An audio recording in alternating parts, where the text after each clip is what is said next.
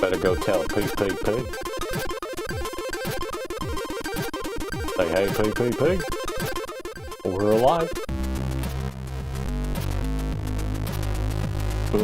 Luna, go tell Mom. Go tell Mom we're live. Go tell Mom. You're not helping. You not helping.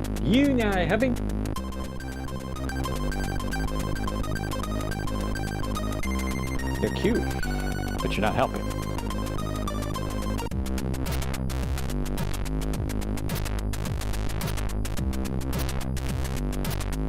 Let's see if the C64 streamer wants to turn on tonight.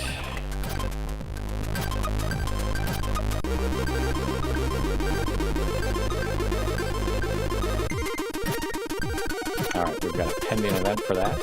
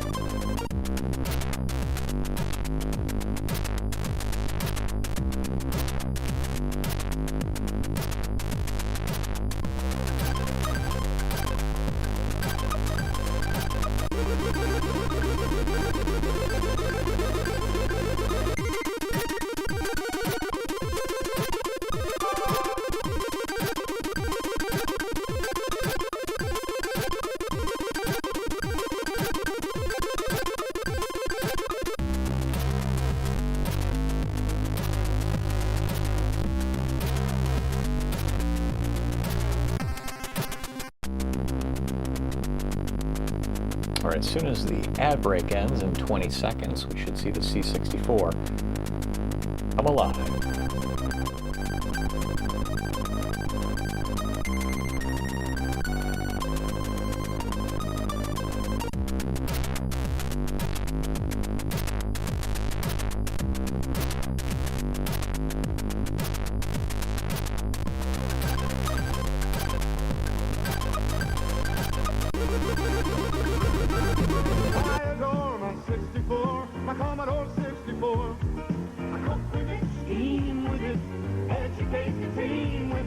My Commodore 64.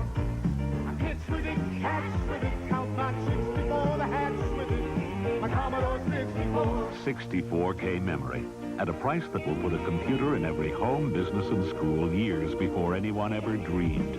I adore my 64, my Commodore 64.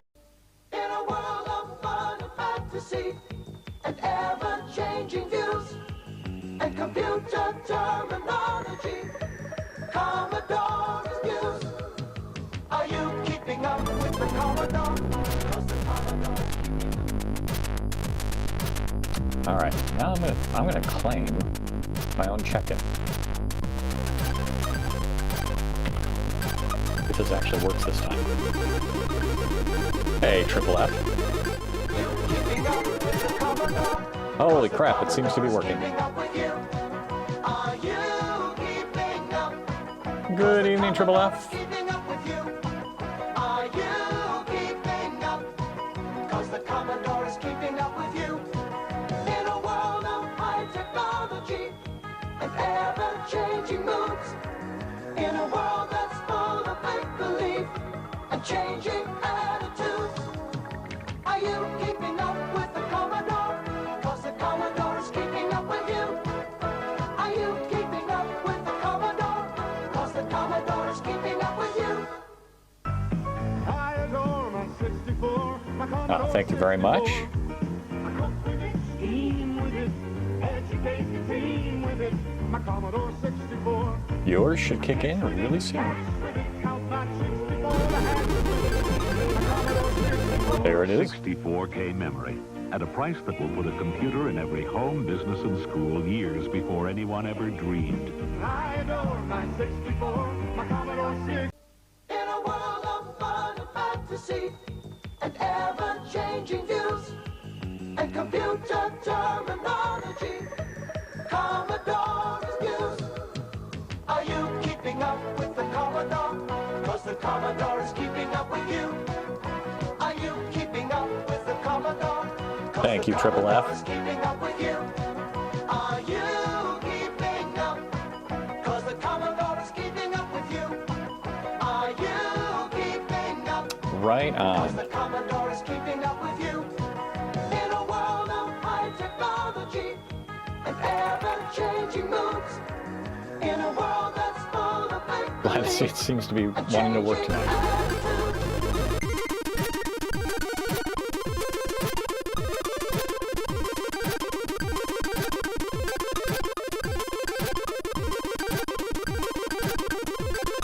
All right.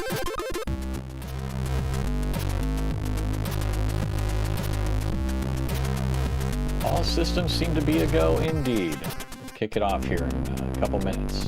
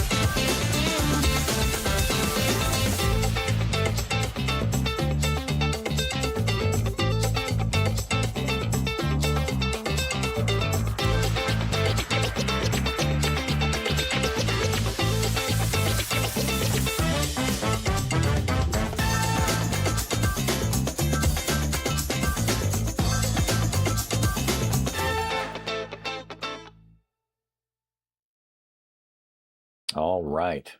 Looks like we are all working as intended. Good evening, Triple F. Good evening, everybody. Got my The Thing expanded shirt in the mail today, so popping that on the old screen here. For those that don't know what The Thing is, classic horror movie by John Carpenter, and they released a 5-hour documentary. I am too. So far, so good. So far, so good. Yes. So The Thing expanded. Creator VC, which has done some good documentaries in the past. They've done In Search of Darkness, which is like an anthology with a lot of directors and actors. So you'll get a little bit of Carpenter on there. You'll have like Tom Savini.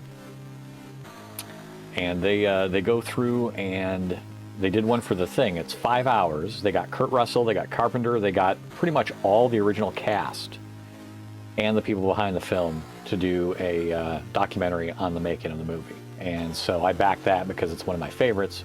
And today they get the little swag, you got the t-shirt, got a poster too. Maybe that'll go up someday, who knows. So the issues were many. I think the C64 streamer was working near the end there, but I started doing multi-RTMP to both YouTube and Twitch. So I'm streaming now to both, and I think the way I activated in OBS with Twitch didn't pick up events, so I'm still not sure if we are picking up all the events I need to pick up. We'll see as the time goes on. It looks like I am picking up chatters, and I did get your redemption in there, so I think we are picking up at least some events. The other part was we had a large power outage in the house. I don't know, a few days back now, and I think between when that happened and the last stream, which would have been Friday night, the PTZ cam behind me there, which should now be properly showing, it shows the dungeon. So we're looking at the C64 screen. That thing locked hard, and so I had to reboot it. And then it seems I still could not get connectivity to it properly. I could connect to the web interface, but I could not control it remotely via the API calls that my code makes. So I looked at that a little bit, and I'm not sure exactly why it worked for so long and then stopped. Hey, C64 television. Finally, your check-in works. Good evening, sir.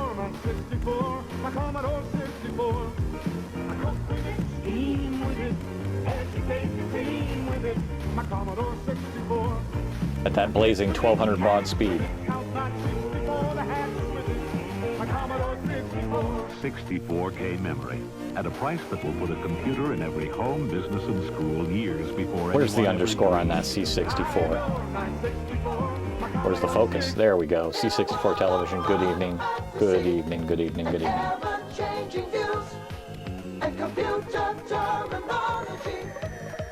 And since you were last here, we upgraded this. I'll come back to that in a second. But I think I was keeping a socket open. I think you can only have one TCP/IP socket open on the Visca port that the PTZ cam's running on.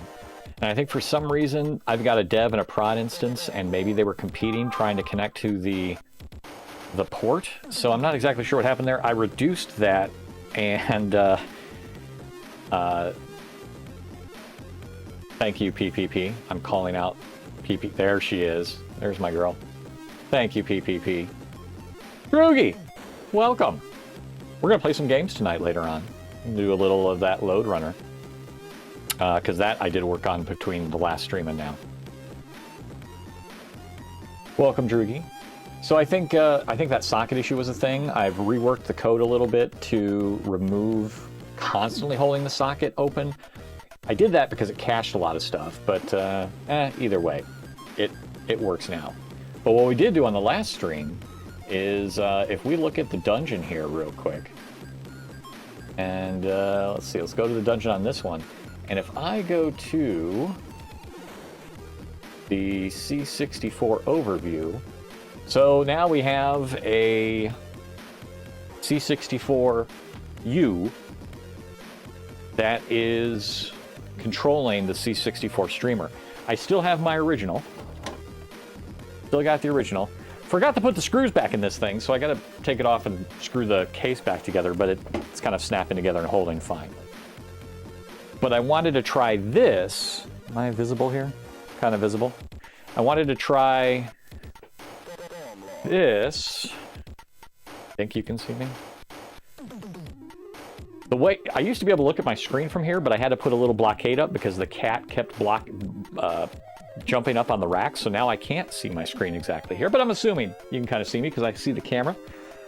But we put a C64U up here to test it out, so you can get an additional user port adapter, plug it in on the main board here, pipe the cable out, and that's what I needed for my ESP32 circuit.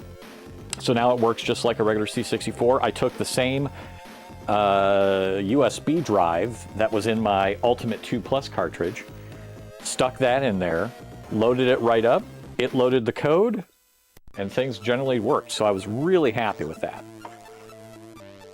So I think things are kind of working better again.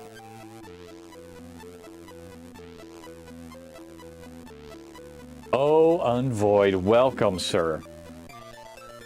Been a while. I hope you're doing well. Welcome, welcome. Been a long while. Hello. Isn't it past your bedtime? It's, what, 1, 2 something in the morning? Oh, Luna. Hi, thank you very little. All right, so we are, I think we're copacetic here for the moment. So yeah, I've got another C64U that I'm going to unbox. It's the classic beige. We're going to run through this little gift. Part of this is some stuff I downloaded, and part of this is from Adam, Commodore_Chronicles. So there's a firmware update for the C64U. We're going to apply that. We're going to pop in some games there and see what happens. To play the games, I do need a joystick, and I believe in this mess of stuff somewhere, oh boy, joysticks, very necessary, very necessary. Very missing at the moment. Where did I put my sticks of joy? So when I bought the C64U, I also bought 2 of their joysticks that kind of come with it. And I am not entirely sure where those are. Maybe they are over here. You don't get to see this large pile of stuff that's in the middle of the floor. Someday I will get to this. Maybe it will be Sunday, because why not? It's about time. All right, so that's a camera. That's a mini PC. What's in this box? Is this box a joystick? Where, oh where, no, that's a USB fan. Where, oh where could my joysticks be? Well, that's going to put a damper on playing games, isn't it?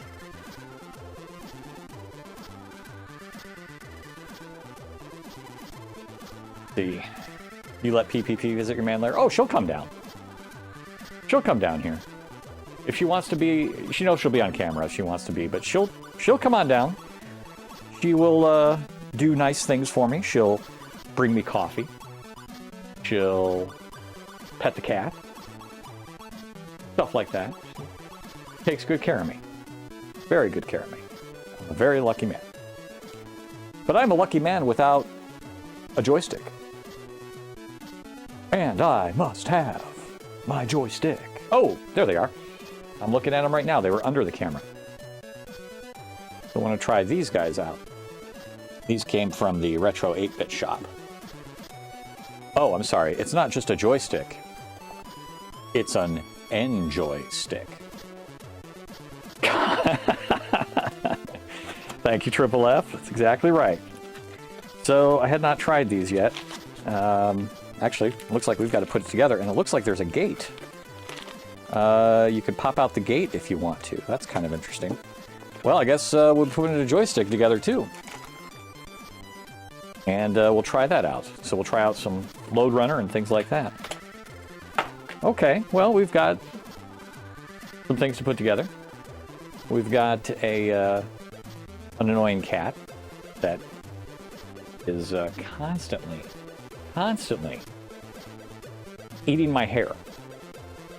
If there's a chance that there's a hair of mine, she finds it and she eats it. Cat's got pica.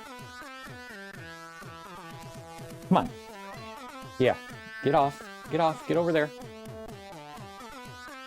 Well, let's start it off with some simple little demos. Get the old 8-bit juices flowing. In Soviet Russia, pussy eats you.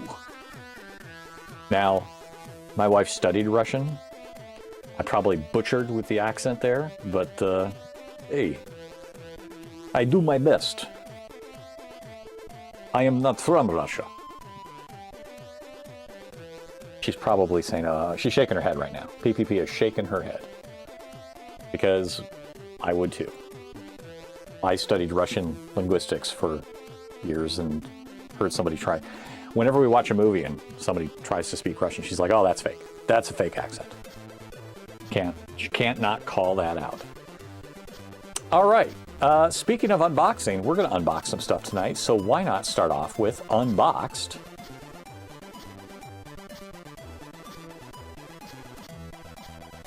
by Banzai. Debuted at X 2018 in 2018. So let's give that one a shot. Now, I still didn't get Code Boys and Indians to work, but we did watch that on the C64U, and it was great.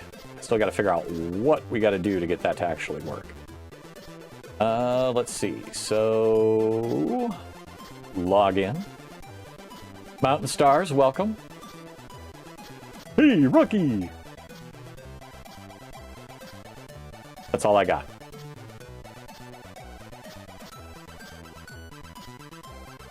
That was a great demo. Code Boys and Indians was very well done. We might test. We might play that one on the other C64U that I've got to unbox tonight, because for some reason we can get that to work on there, but we can't get it to work on Vice. Well, we'll see. We'll see. All right. I didn't pull.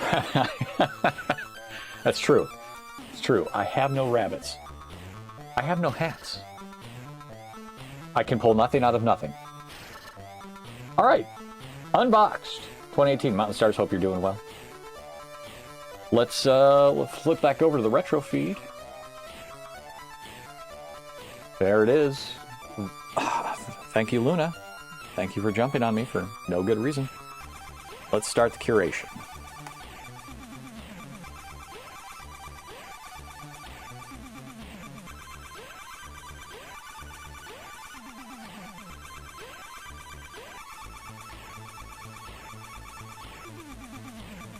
Shut off my background music here. Naughty references. Uh-oh. I'm ready to cancel if we see boobs.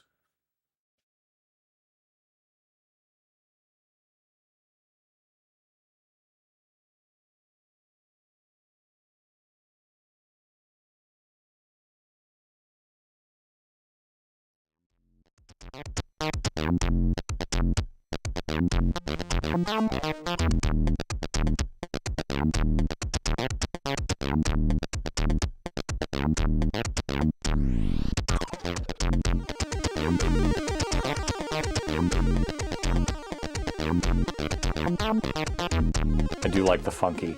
I like this funk.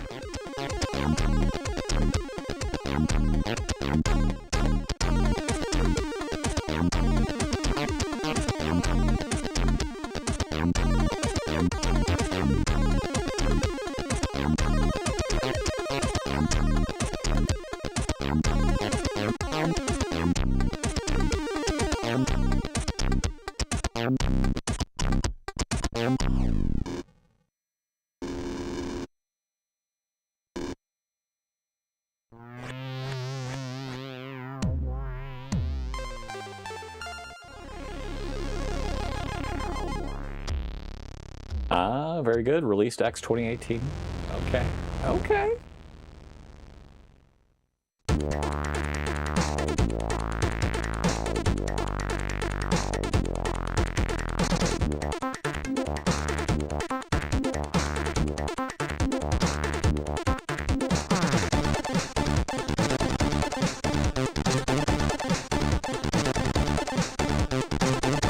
Oh, you don't like that, huh? Okay. Take a seat.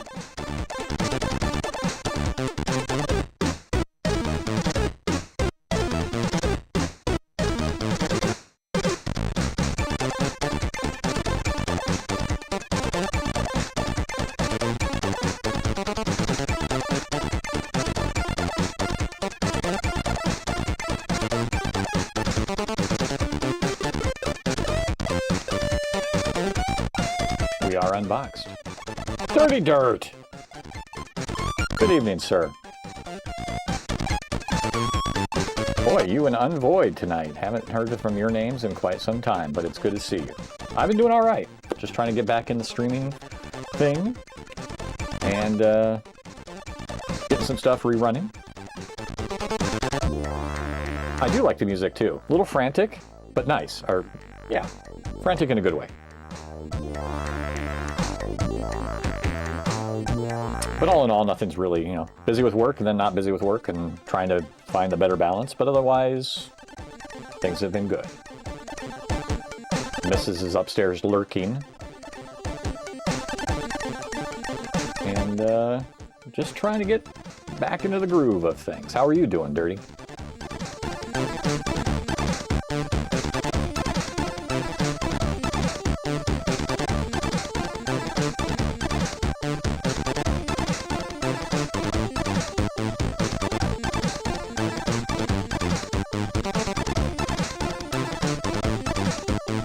I'm not getting any great vibes out of this, but I am enjoying it. It's good music, good graphics.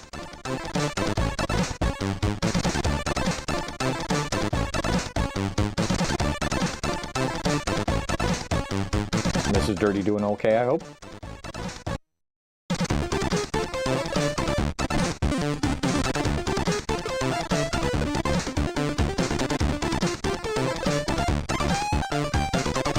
True art can be loved. Good to hear. Bye. Everybody.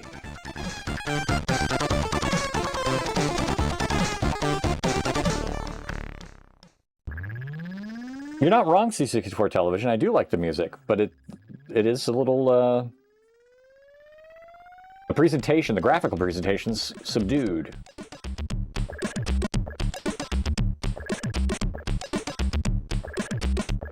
Look at that little duck.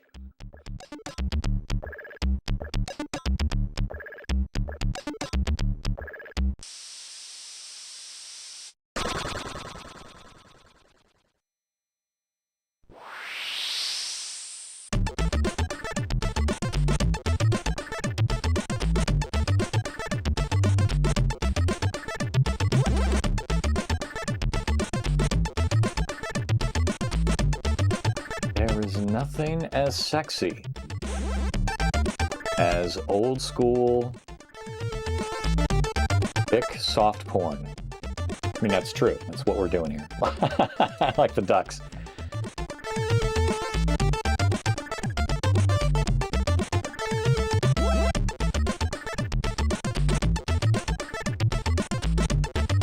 Now, back in the day, you didn't see scrollers like that very often. Not expanding and contracting as they flow along.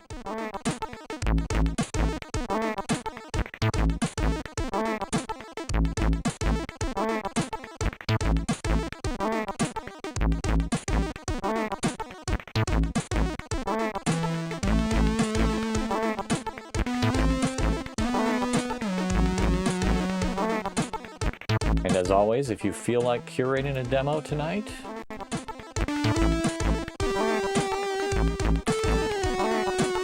there's your top C64 demo link. You can surely bring one up and we'll do it.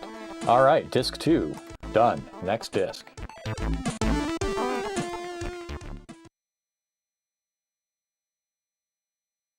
Y'all C64 folk are spoiled with your sound. I've been working on a homebrew for the Atari 7800 and sounds is the same TI chip. Oh. Yep, we are spoiled. That's why there's a demo scene for this these days. Without a doubt. If we didn't have the SID chip, these demos would not exist.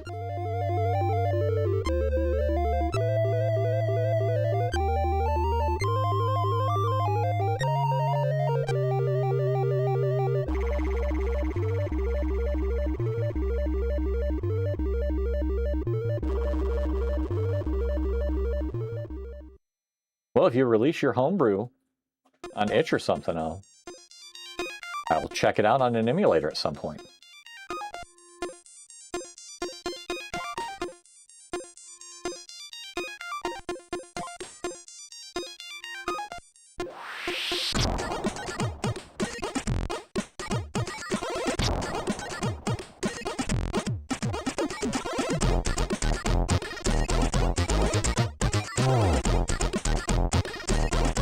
I don't know much about the Atari history, but I'm assuming with 7800 that was nearing the downfall of Atari or cost cutting. I don't know the exact history of its release and modifications made.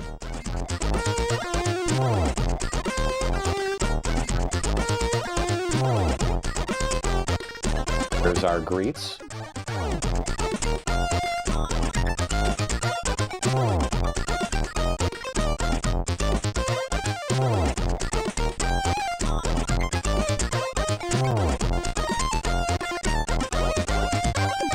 Sex.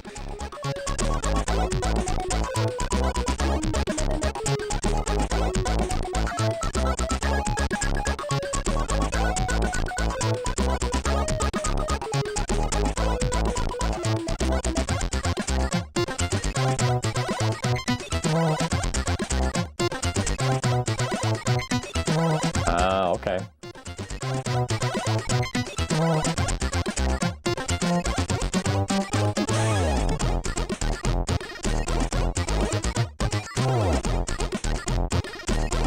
That's too bad, though. I mean, you want to be backwards compatible, but you then can't do too much new stuff if your sound is the same exact, limiting circuitry that your original model had.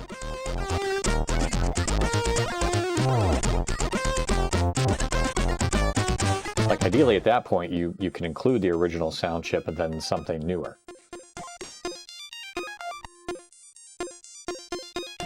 Revive your sex life with Bonsai, bedroom accessories, and other hot merch.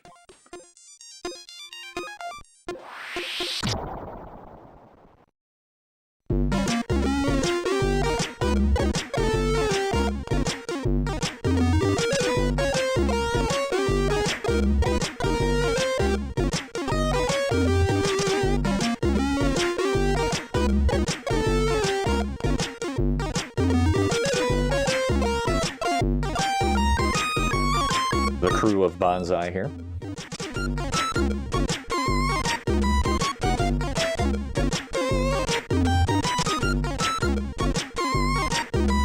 It is.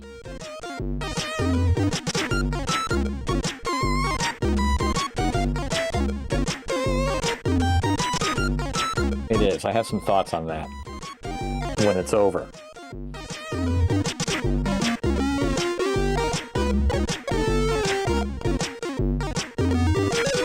I think for me this is a low vibes vote.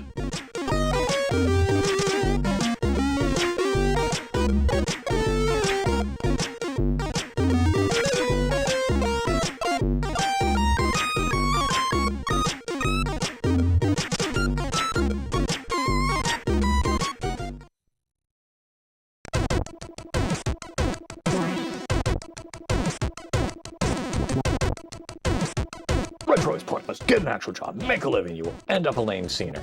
Go.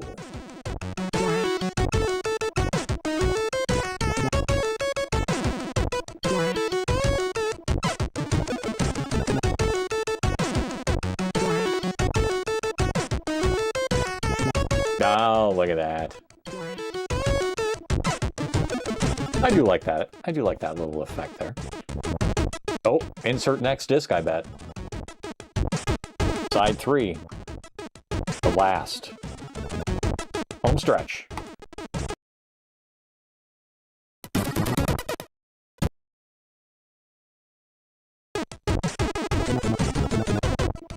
That was a bit of a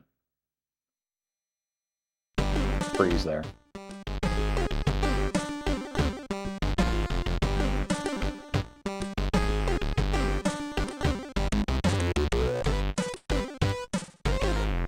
Yeah, I don't know much about the 7800 development scene, Dirty, but you could be right there. Could be not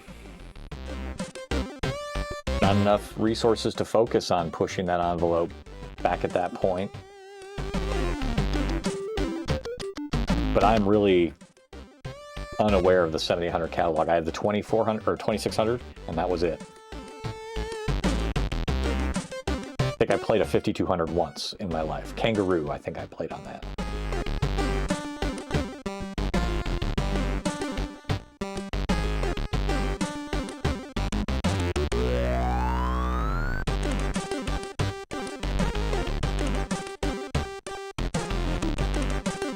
Well, we do see even 20-some, 30-some,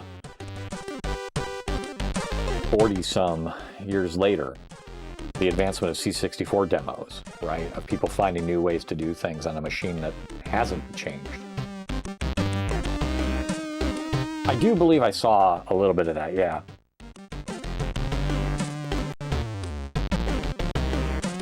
You were working on like a guy, sprite of a guy. Effectively, the sprite.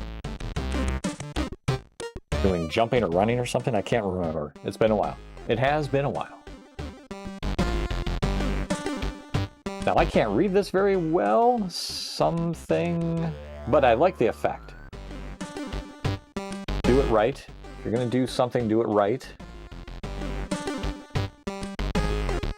The first time. Okay.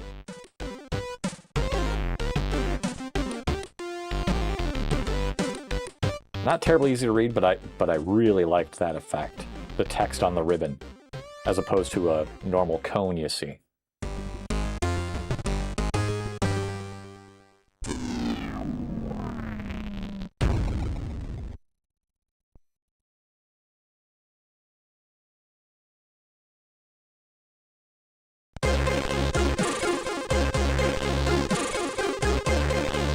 I'm glad I've reached the end of Unboxed. Anybody out there know they might be giants?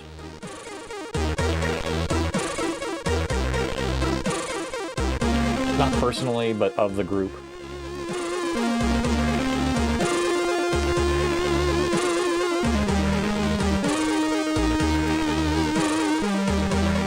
Heard of them? I listened to them a lot when I was younger. And a song of theirs that I just watched a video of yesterday reminds me of this. We're going to complete and save the script here. All right. So before we switch back to the PC, there's a song on the album Apollo 18 called Fingertips. And if you listen to it, it feels like cutting room floor snippets of songs that they wanted to make, but maybe were playing around with, but never materialized into full songs. Now, that band doesn't take itself too seriously. So they did a really good job of making the different segments of a song. So it's like 3 or 4 minutes long, and maybe 15 seconds is a different song. Every 15 seconds, and then it'll be something completely different. Different tone, different beat, whatever. They played it live. I watched a video of them playing it live on YouTube yesterday, sometime in the 2000s or whatever it was. And they did a really good job because you're switching everything, the instruments used, all that stuff, right? So if you think of like songs that never got released by a band and they took 15 to 20 seconds and cut it together to one thing. It doesn't tell a cohesive story in any way, shape, or form, and it's like little segments of something, and then it moves on to the next thing. I get that vibe from the video we just watched. there wasn't really much of a cohesive storyline to it or theme in that sense. And so it feels odd. C64 Television is right on when he said that the music for some of the parts didn't match.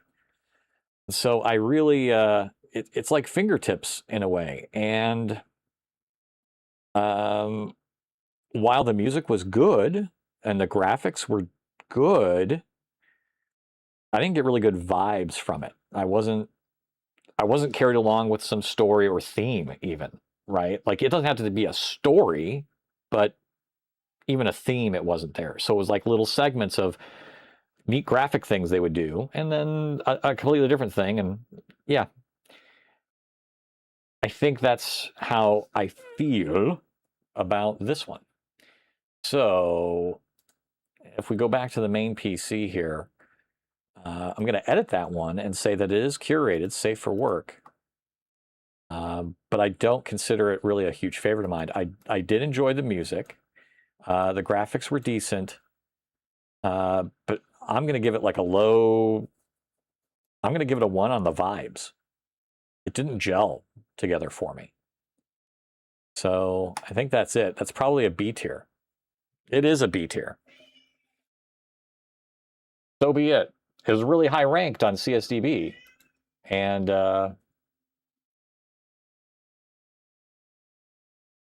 it be what it be on CSDB. Yeah, so that's why I brought up They Might Be Giants. It just reminded me of Fingertips a bit. Not really cohesive, just a bunch of weird things, and then you're done. Now, there is one on here called Sprite Bukkake 2 by Banzai. I think we're going to skip that one for now. I'm not sure what we're going to get with that, but I think Banzai, maybe I need a break from Banzai too. We just did some Banzai. And so let's maybe move down to the 200s-ish range. 1991. Let's look at 1991 by Booz Design. This was released in 2011.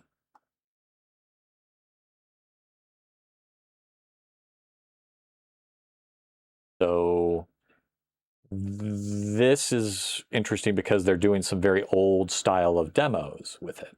So I'll give that a shot. You usually can't go wrong with Booz Design. Some of my favorites. The oldest demo I found thus far, I don't know if I can sort. Yeah, I can't sort by year based on their top list. It doesn't look like they let me sort by that. If I were to import all of these into the database, I'd have it. But I like to kind of pick and choose the imports, at least for now. Once I get to where, if I look at the library now, right, I have 33 demos. Once I start getting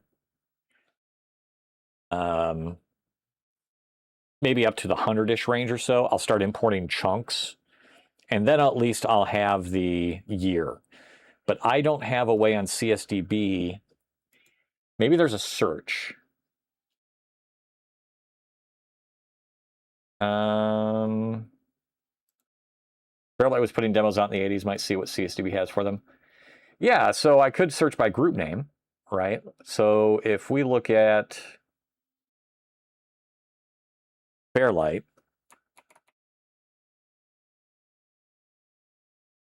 and all those members, ex-members, new members, releases. All right, so if I go by group, we do get releases. And there's a lot. They probably do. They just didn't have it in their top demos list. So I'm looking for releases. Boy,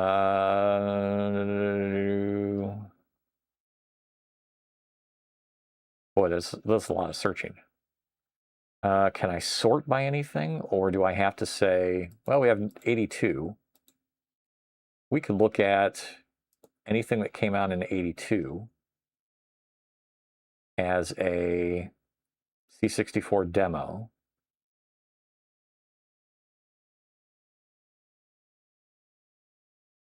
Releases matching 82 and, well, January 82 and January 82. Yep, that's probably accurate. Probably not going to find too much. Let's go 83. Let's see what some of the oldest ones are on here. Okay, nothing from 82 to 83. Let's move up to 88 and just see. So once again, I don't get, yeah, their search isn't that great. They have an API, but I'd have to go against the API to actually see. I'm not seeing any way to say, okay, give me my search results in an order. But if I go back to release specific criteria, and we just keep going up by year until we find, we didn't find any for 83. Let's see, from 82 to 84, what do we got? All right, there's old demos there. There's 5 old demos. So maybe we check out what these guys are.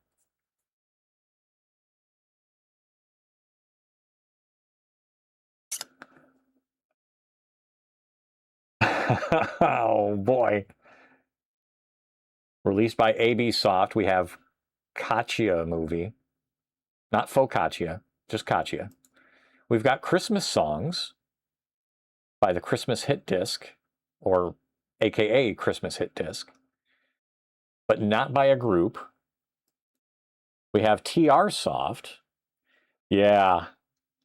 Let's see. So did TR Soft do anything else? They released a demo in 84. That's effectively it. Whoa, hey, yo. Okay, so that one we will not show. That was the Frogs. If you saw that, you're lucky. And you know why I can't go back to that one. And then we have the movie by AB Soft, the TIE Fighter movie. So, yeah, we want to go back that far. Let's do it. Let's see what happens. Woo, boy.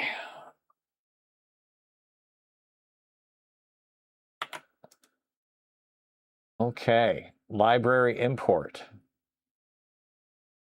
Duration 2 seconds. We did import one.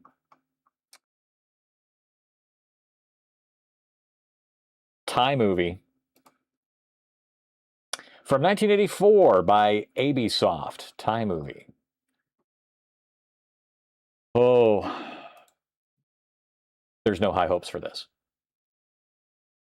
But it was 1984.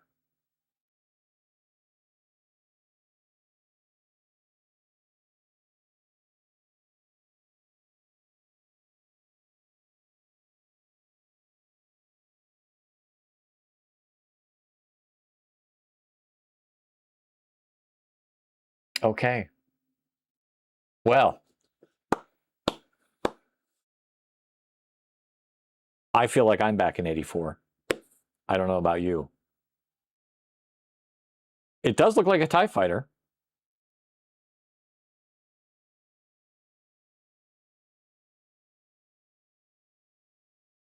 Yep. That's the thing. I don't think space is going to do anything here. No, space doesn't do anything. Fire doesn't do anything. No. Okay. So, well, we did it. Hey, Babs. You're not wrong, C64 Television. It has that feel. It has that feel. My first sprite, I made a sprite and I moved it on the screen. It's a demo. Babs, welcome. Build a builder, building a mudroom somewhere in his house. Hopefully not underneath the mudroom is a trash 80. Yeah, that so that was the demo. That worked. I'm going to mark that as curated safe. It is a safe demo. I am not going to give that any vote for music and the graphics and the vibes. So yeah, that's just, it's curator tier D. You can't get lower than this. And that's okay. It was 1984. It's basically a type-in program style of something. You can build a house quicker than a mudroom.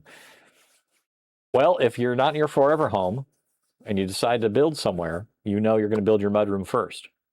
I know that was harsh. So harsh. And AB Soft, if you're still out there, I'd love to see the sequel. We do have another release of Katya movie. from AB Soft. And yes, right, it's just a bunch of data and sprites. We're going to skip that one. Mind you, if my buddy showed me this back in '84, I would think he was a badass. Of course, right? And that the grading on this is not meant to say this person was a, total talentless hack. He couldn't do anything. Yep, it's 84, but I got to grade it on, what we're able to do with it. So I get it. I couldn't do this right now out of memory. No way. So yeah. All right. We also had Christmas songs. So maybe a little Christmas Sid in here. I don't know. I can't do the frogs because that one immediately showed a little questionable content just by looking at the screenshot. So no. Mustn't have that. That was like an Algatech demo. I was expecting something, and there you go.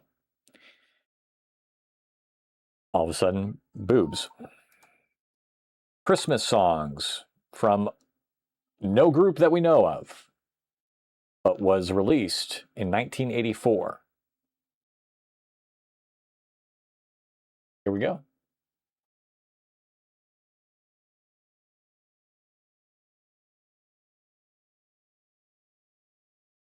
A waveform Christmas hit disc. Loading from disk. Warp is still on, so I'm a little worried. Oh, no. Okay, we're off.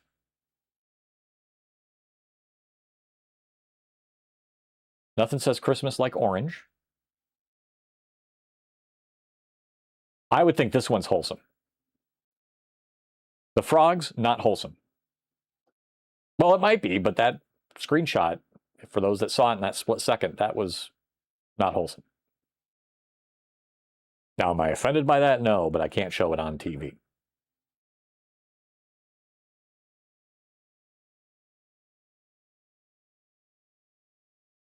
No speed loader here. This actually is interesting, right? Because, well, we'll let it play.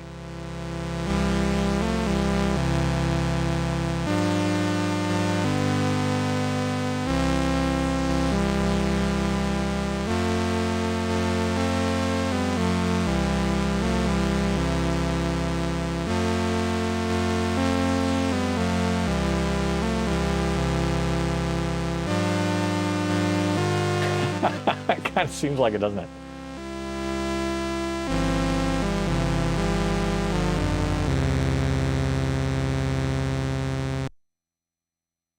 All right. Old programs, you never really know. Okay, I don't have to hit space. This Christmas music album was created by Waveform Corporation, makers of the MusicAlc series and the Color Tone keyboard. Ask your dealer about these and other products from Waveform.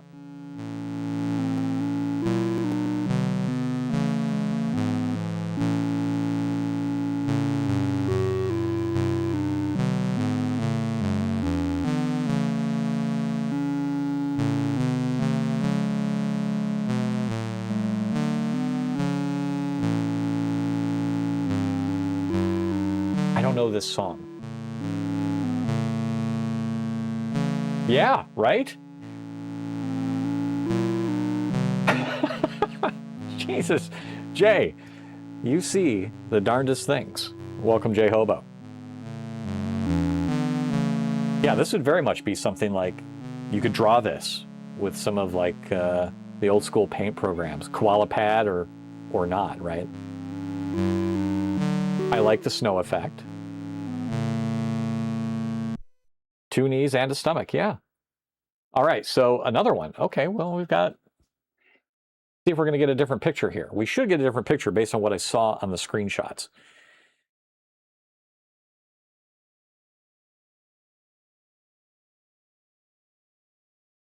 There was one of a house, closer at a house, as opposed to the town overview, but we'll see what we get here. It's cozy. It's going to get more than 111 on the vote. The loading speed is interesting, though.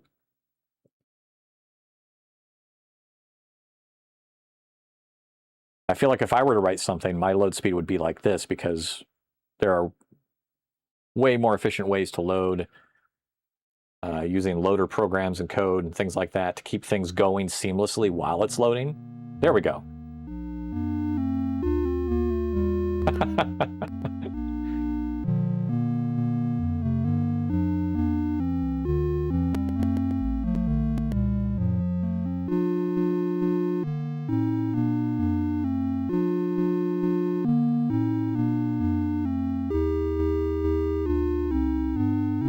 So if anybody had, this actually hits me in the vibes a little bit because this reminds me a lot of Jingle Disc, which was one of the first programs I got on the Commodore 64. And it's a bunch of, you could print Christmas cards on your printer.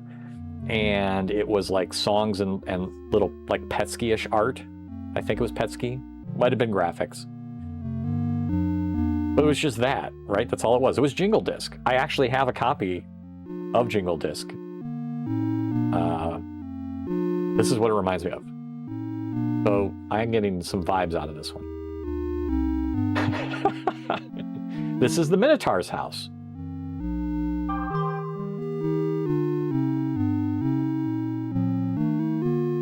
But this is exactly the type of stuff you would draw on a computer as a kid.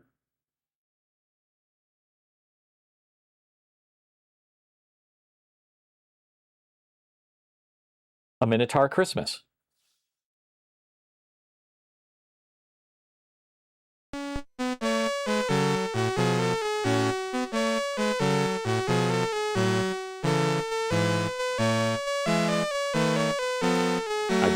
I mean, I know it's a holiday song, but I don't know it.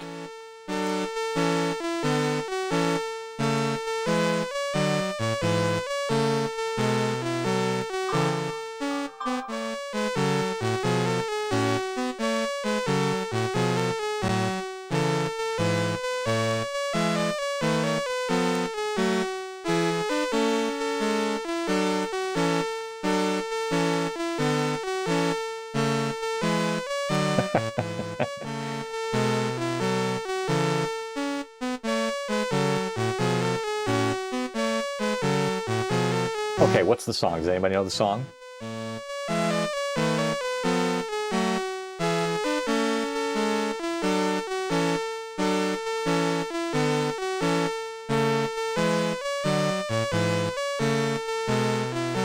Every time, yeah, I know. Ad incoming Those in three 60 wise seconds. guys.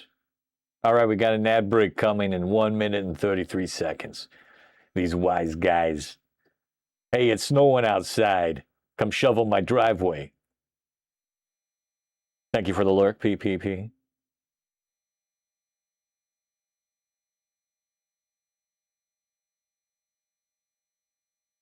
Ad break in a minute or so. We'll do a leg stretch.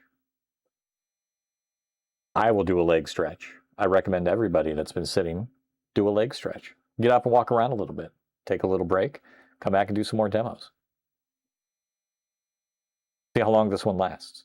Get those legs up behind your head, chat. The three wise guys. This is nice. Hey, Commodore Chronicles, welcome. We are watching a demo from '84 that somebody made as kind of like a advertisement, but it's very '84 style, but it also reminds me of Jingle Disc, and you get all this Christmas music and graphics and little sprites. I'm getting some vibes.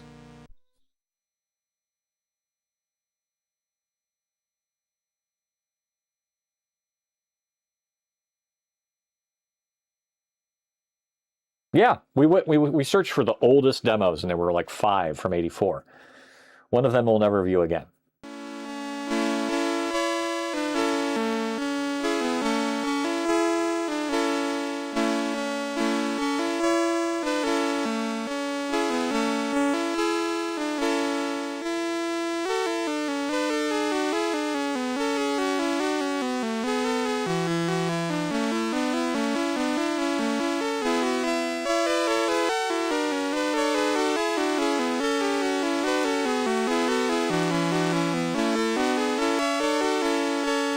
Yeah, you're not wrong.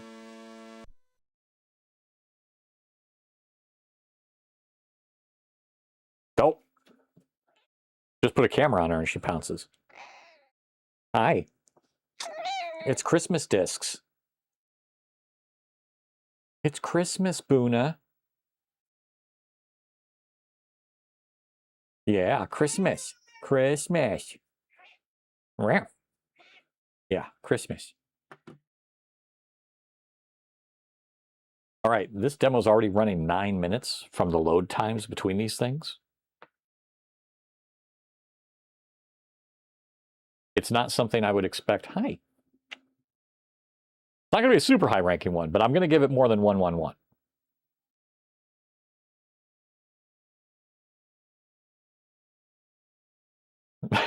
That's right. This is very Christmassy. Snow blizzard between the scenes. Perfect, Jay. Perfect.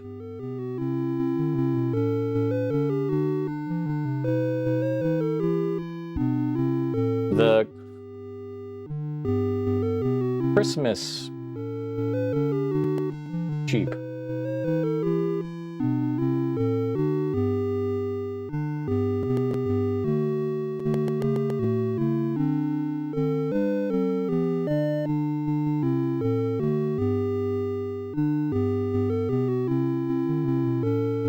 It could be. Could be. I'm a shepherd. I could be a shepherd. I need the longer beard for that.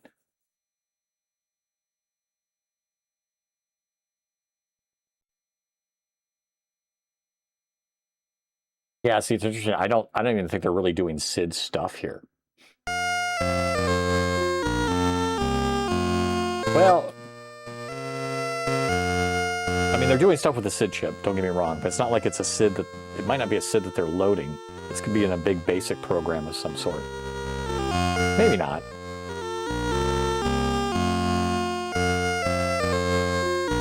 Joy to the sheep, the shears have come.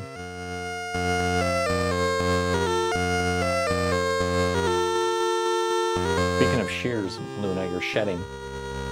You're shedding all over my face. Joy to me, and joy to you. God joy us, everyone. Ad break has ended. I still will probably take a little bit of a stretch break here once this demo is complete. Because now I feel like if I were to get up, the demo ends and then it's like dead air. And I don't want that either. But this demo keeps going. We're at 11 minutes, 31 seconds. And we're still going.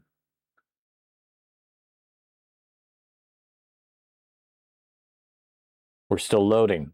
We've been loading for 11 minutes and 45 seconds now. I feel like I should run a demo in between the demo.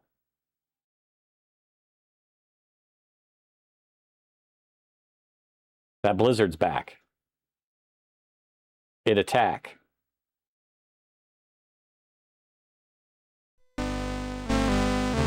All right, we have a new... Feels like it, right? Hey, look, there's Buddy. Buddy's laying down on the rug. Or the vortex to hell. Or the rug. Whatever it is.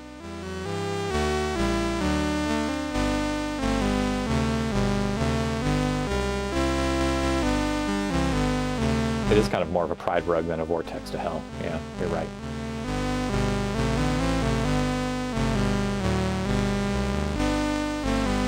That fire is very angry.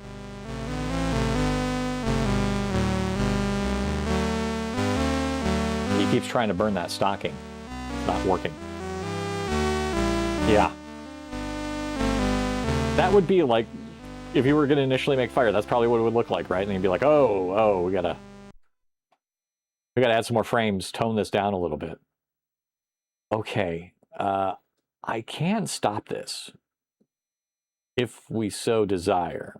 Like, I don't think this is going to come on my normal rotation.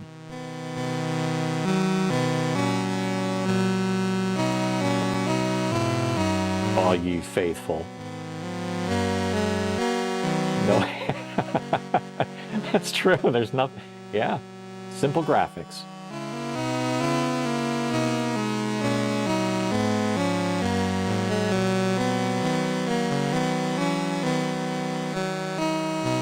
Well, Mountain Stars did ask for, like, you know, what's the oldest demos?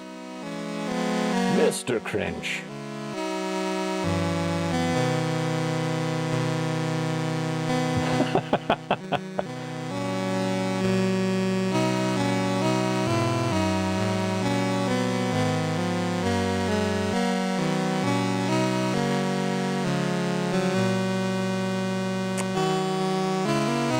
There are, I mean, I still get good vibes from it, but it's not going to get rated high. Kind of amazed that Stocking hasn't caught on fire based on this, right? Then that flame is angry. He's licking that toe.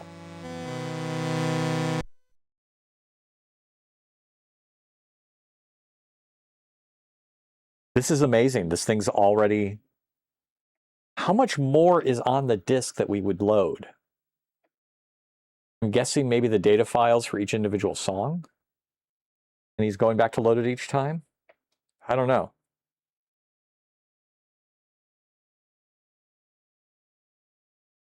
Like, let's see, would the graphics be loaded independently afterwards and the disc or the music? Kind of curious, like how much of this is like basic? Is any of this basic? Probably not, but I wouldn't know how to do this in anything but basic. I don't program assembler. I know, I am. Oh, here we have the town again. It's the legs, the stomach, the hand thing, but during the day.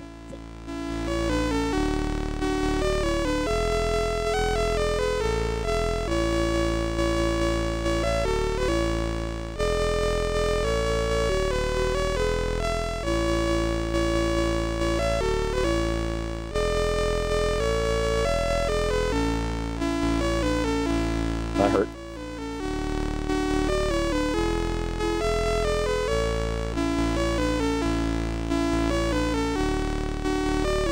I do kind of wonder what is on this. I might load this up and see if what's on the disc sometime.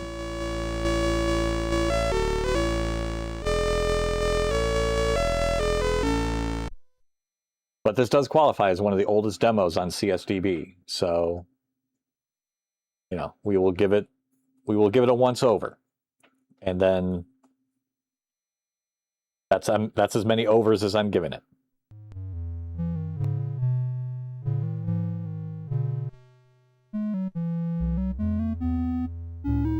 I think that's the first Noel, but it's really low.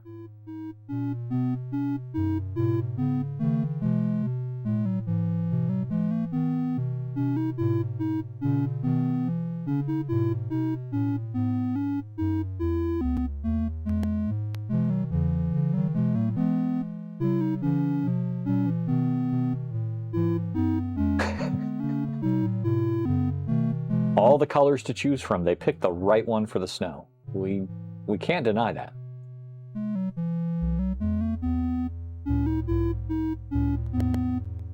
Oh, J-Hobo, don't ever change.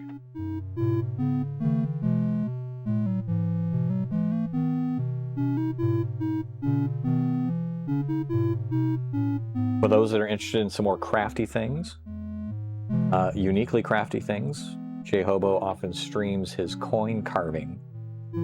So you get to see somebody with a whole setup of clearing out a coin, like a quarter, and completely carving his own creation inside of it, or augmenting an existing coin. Very talented stuff. So check Jay out. That's my manual shout out. I don't have a shout out command at the moment. Oh, come now. You're at least twice the resolution.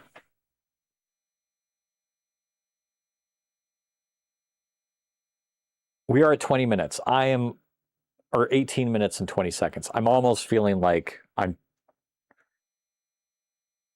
this is a sunk cost fallacy at play here. Like, it's going to be over soon. It's not going to really get any better, but I feel like I've got to... Oh. We're back. We're back at the first one. All right, complete and save. We're done. We're done. We are done. Woo! Okay.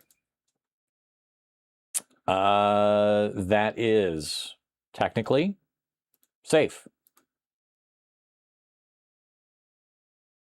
Safe. I'm going to give it a 2 on the vibes because I got some Jingle Disc vibes off of it. We are...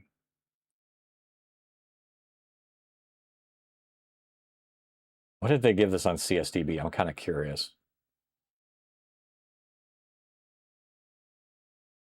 8 votes.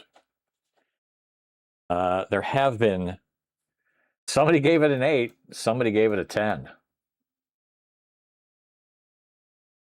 So no weight calculated yet because, oh my. I do. But I don't grade it by the year, right? Because I would totally do that. For Christmas, I'm going to have the Christmas demo playlist. I know of at least 2. Jingle Disc and this one. And so I'm going to give it... The graphics aren't anything higher than 2. The music was fine. The vibes were fine. That's it. That's all I can do. I could do 2, 2, 2. I can give it tier C. That's generous. That is generous. Whew. All right. We will. I do need to get up, refill some water, take a stretch break. I am going to play. We'll do a little TV broadcast for a few minutes. So let's do that. We'll set full source active. We will set KIO TV as that source. Recommend 2 out of 5 and 2 out of 5 and 2 out of 5 recommended by Mr. Christoph. Hey Babs, have yourself a good night, sir. Thank you very much for stopping by. Let's do it on maybe the C128. See ya, Babs. We'll do a little TV on the C128. So TV control. Let's see. Turn it on and see what's popping up. Cooking with your PC. The Computer Chronicles. We're going to skip it a little bit to at least past the intro. Hi, and welcome to the Computer Chronicles. All right. I'm Stuart Chaffee. I'll be back. Well, cooking shows seem to be popular on TV these days, so we thought we'd do a cooking show today and tell you about the ways you can actually use your computer in the kitchen. You know, it almost became a joke in the mid-'80s when computer companies claimed that people would buy a PC so they could store their recipes. No one ever did that. But as computers become less expensive and move into every room of the home, the PC has really now become a very useful tool for the chef. One way you can use your computer is to log on to the net and go shopping for your groceries online. Here to show us how to do that is Amy Nobley of Webvan. So no more lines in the supermarket dealing with all those obnoxious people. I can do it on the web. Well, it's exciting because now people everywhere can kind of log on to webvan.com and go shopping down the virtual aisle. All right, let's show people how to do this because, you know, people are nervous. You know, grocery shopping is a very tactile, personal kind of experience. So where do we start? This is your homepage? This is our homepage, and this really gives a preview of all the different virtual sort of categories that we have. So these are the sections of the supermarket, if you will. Exactly. Everything from fruit to wines to Post-it notes. All right, so how do I begin the process? I mean, can I sort of walk through the aisles with my cart like I would in a real supermarket? You sure can. You can go ahead and walk through the aisles, and let's say you choose we're in some the produce section right now. And you choose lettuce. So what our site, Webvan, is going to do is sort of take you through all the different categories of lettuce. So you can really see them. You can click on to make the photos larger. So we have the price there, and we have the different kinds. Do I assume you have all of this there, that if I order it, you're going to have it? We will have it unless it says otherwise. Oh, okay. Now, suppose I don't know where stuff is in the store. I say, hey, I'm looking for something in particular, and I don't want to go cruising through all the aisles. Sure. I'm searching for some jam, for instance. Absolutely. A lot of our customers like to search via this function where you just sort of put in what you're looking for, press the button, and it comes right up. You got the pictures of the little bottle because that's how I buy it. I recognize what the jar looks Absolutely. like. Absolutely. So here you looked for jelly, and here a whole selection popped up. We looked for strawberry, and here you go. So like in any other online shopping thing, I just click, fill up my shopping cart, etc.? Absolutely. All right, so just go through that process, Joe, just so we see what that looks like. Sure, absolutely. You can go up and down the virtual aisles and sort of put the different items in your shopping cart. And at any time, you can kind of go back and see what's in your cart and take a look, make sure everything looks right. Gives you a subtotal at any given time. And then you can take a look at the payment once you're done. Okay, so I know what's going on. Now, what about the delivery situation? How do I know when I'm going to get this stuff? Well, Webvan.com offers a half-hour delivery window of your choice. Okay. So How far ahead? basically, if you order real early in the morning, you might have a shot at getting the order that day, but more than likely it'll be for the Way next ahead day. of time. Okay, so I got to plan ahead a little bit. So what you want to So I go do in here and is say, here's when I want it. absolutely schedule your delivery. Okay. Just take a look. You guys are better than the cable companies. You just take a look and pick that half-hour window of your choice. Okay. And boom. Now, do I have to be there when the guy shows up?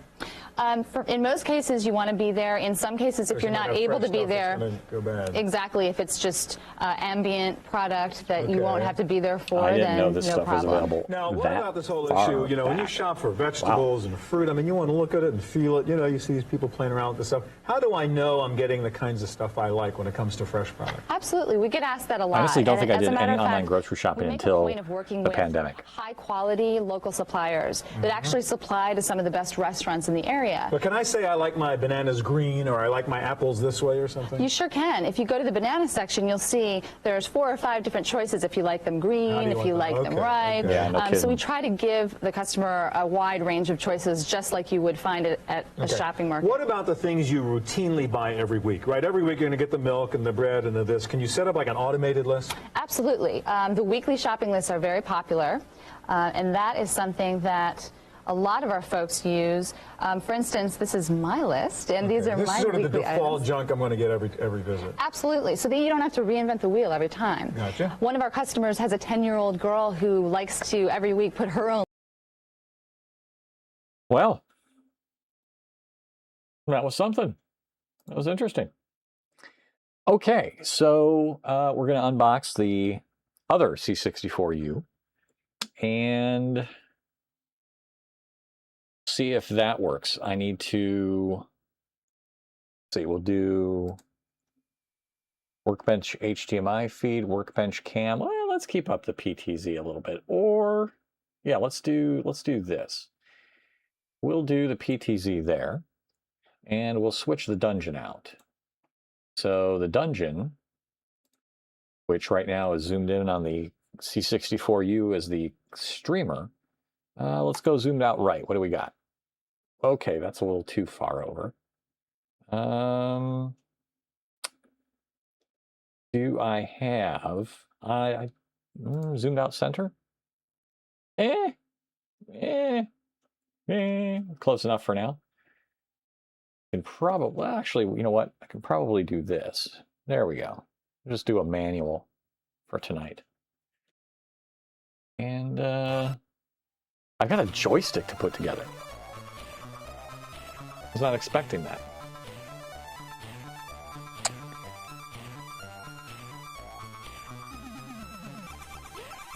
So I bought this with the C64U.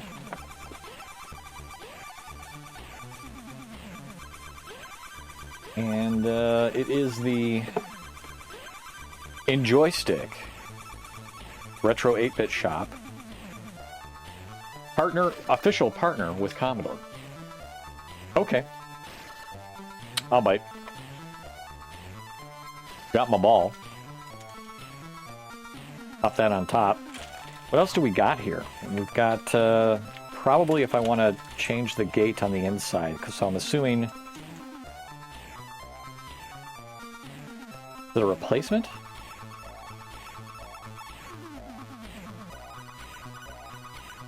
Feels like it's already got that on there. We have a washer, which I'm assuming we can put down there instead of this unscrew. Lift it up. So if I want to do this instead, that instead. So I can take this dome cap off. One might be hard and one soft kind of thing. It might be. All right. Put the ball on.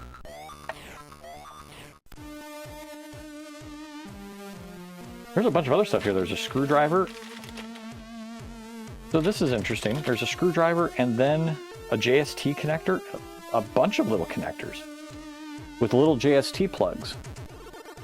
I mean, these things are really tiny. These are like RC JST plugs. I honestly don't know what the idea of this is. Oh!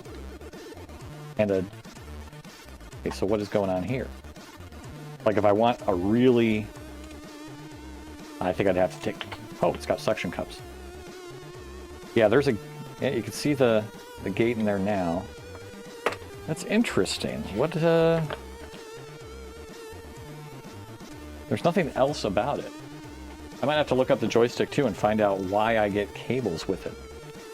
Unless this is something you need to pin out. There's a bunch of JST connectors and a bunch of little clippies.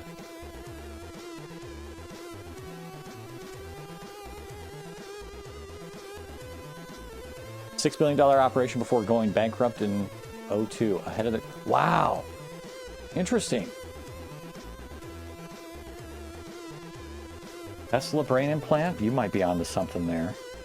Thankfully, I don't have one, so I'm safe. I don't need to use those now. You get a little screwdriver. I guess I can just put that up in the extra screwdriver tray.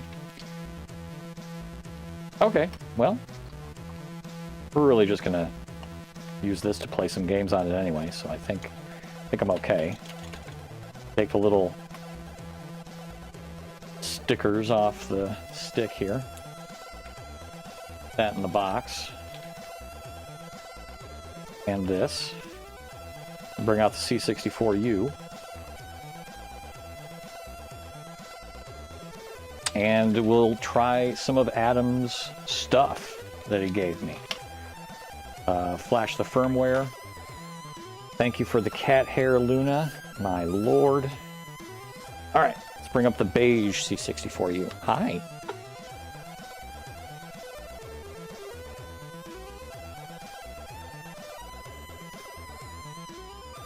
Up to jump, maybe? Hook up the second button as up? I don't know. This is the joystick that you can get when you buy the C64U. They had this as an option, and it just had a bunch of extra stuff in there, and I'm not sure what it's all about. If it's meant to... If those leads were meant to do something, but I've got to look at the joystick. There's nothing in the box documentation-wise. But what I was going to do is bring up the other C64U. Welcome back to the world of friendly computing. I'm going to bring up this one and do the whole flash and see how well that goes. And the bit about trying some of the games that I copied over on the USB. So, let's see here. Got our power adapter. Let's find the right plug. No. No. Yes.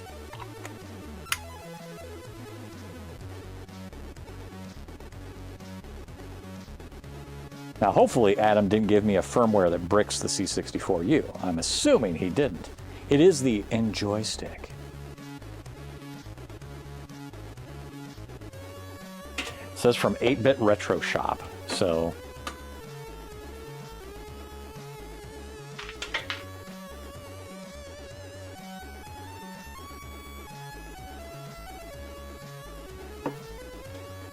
Sure what else we can say about that. I've never been to 8-Bit Retro Shop, so maybe there's something good on there. Maybe it's crap. Maybe it's Maybelline. I don't know. All right. Power is up. We'll hook up this little thing to the HDMI here. Do we take it out of the box? This one I haven't powered up yet either, so at least I don't think I have. I might have done it as a brief test.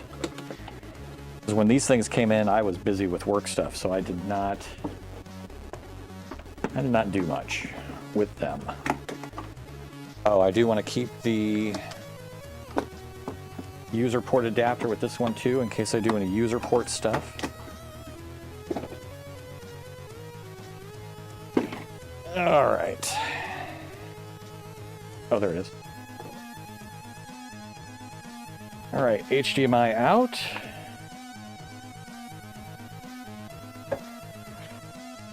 USB in. And that really should be it for this at the moment. Power.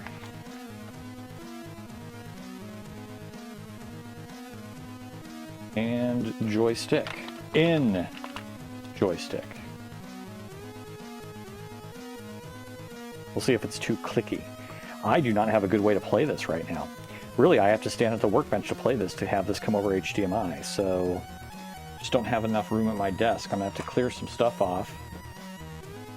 See if I can do that so I can sit down. It is the correct firmware, so you're telling me. Are the dimensions on that about the same as the original? Let's take a look. Luna, tell me, measure these real quick. Are these the same? You're not helping. You're so unhelpful. Let me compare.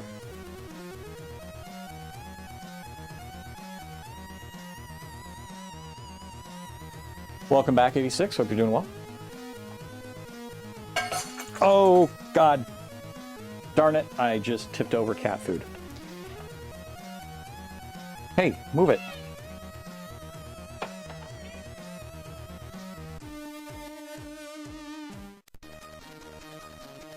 Let me just clean up the cat food real quick here. Sorry, hold on. I know, Luna, I just spilled all your food on the ground. Well, not all of it, but a good amount of it. I'm horrible, I'm sorry. Ow.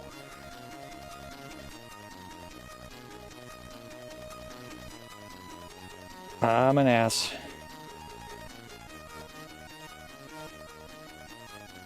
All right, hold on. Okay, there you go. You got your food back. Kind of looks roughly the same, doesn't it? So you can see the regular 64 size we're not far off. Height, though, this sits higher than this. So if we look at it from a thickness standpoint,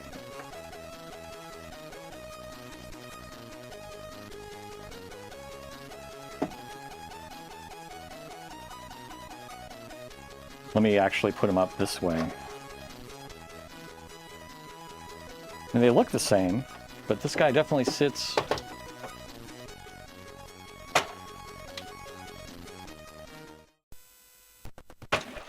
like this.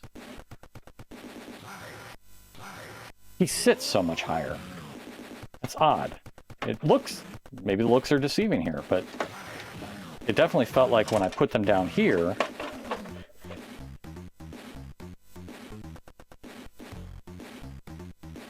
I might just be seeing the curve of the keyboard. This is weird. I'm having an optical illusion.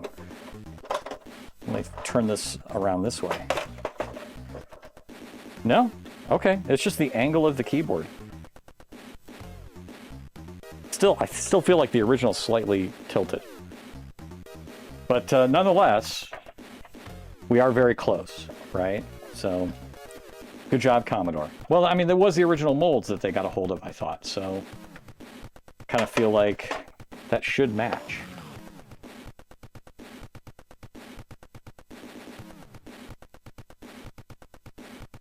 Now, Adam, do you remember the whole thing of like, hey, never plug a joystick in while your C64 is on, because you can cause a little bit of a short of some sort? Do we have to worry about that anymore? Optical confusion, indeed. All right. We should see something pop up. Switch over to... It can damage the CIAs, not with the Ultimate, though. Yeah, okay, cool. At least I don't have to worry about it. All right, let's put HDMI feed on this.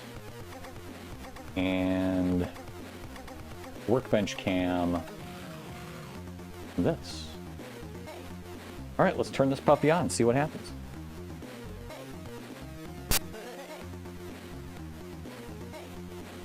Hey, it looks like a C64. Okay, first step, firmware update. Let's see. Video setup is PAL. I'm assuming that's generally what I'll need. A lot of the games are PAL.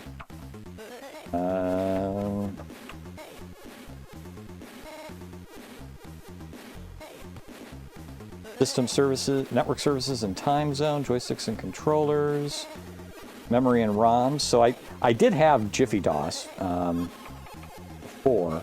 I'm not sure if there's a version difference between what was provided and what's my old version of it. Sorry, excuse me, 1 second. I'm gonna sneeze. Sorry, I think that came through.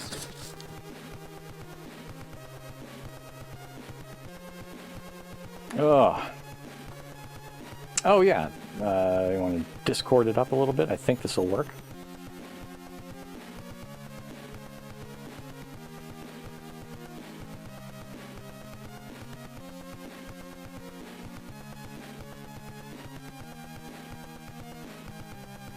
Hey, Adam, can you hear me?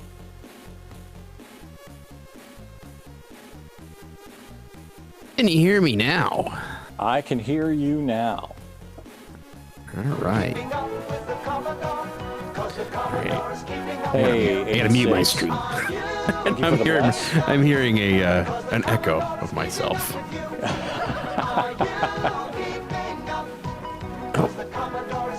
Very good. Now, I am on push to talk at the moment with Discord because typically I just am in that habit. But Okay. definitely be able to hear you with things. I can see, too, if I can push out. Wow, Pops and Pyro are playing Doom. Look at that. Let's see. Open. I adore my 64, my Commodore 64. There we go. Can I share OBS output? My Commodore 64. OBS virtual camera.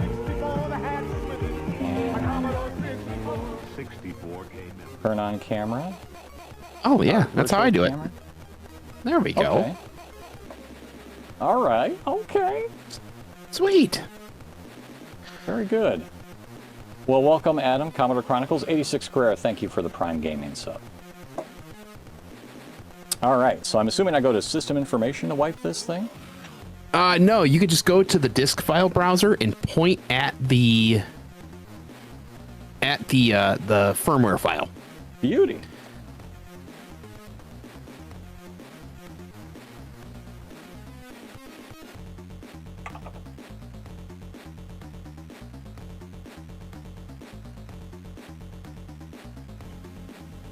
There you go. Simple as that. Awesome. Thank you, sir. No prob. Luna, so not helpful.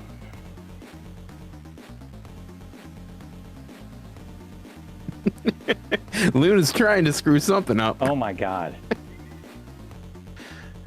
Oh, am I not supposed to shut this Oh, off? she's funny. Hi. Hello.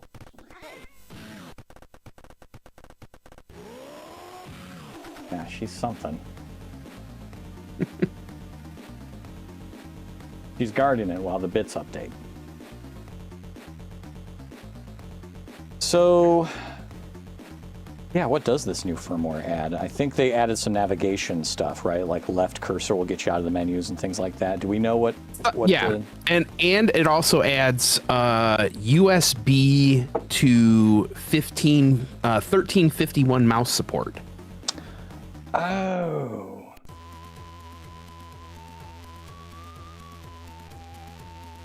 Gosh. I think I might have one of those around here somewhere. I'm not sure. Oh, a 1350. Well, you can use any USB mouse now. Okay, and it'll emulate anything that has like the also has the, I think it has to have a like a basic PS2 algorithm for the mouse. So yeah, go ahead. You want to reset that.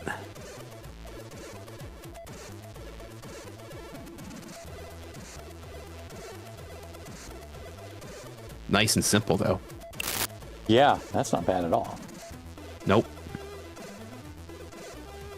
Hey, Zoid. How are you, sir? So it shuts it off, but I've got to turn it back on. Oh, I guess. That's weird.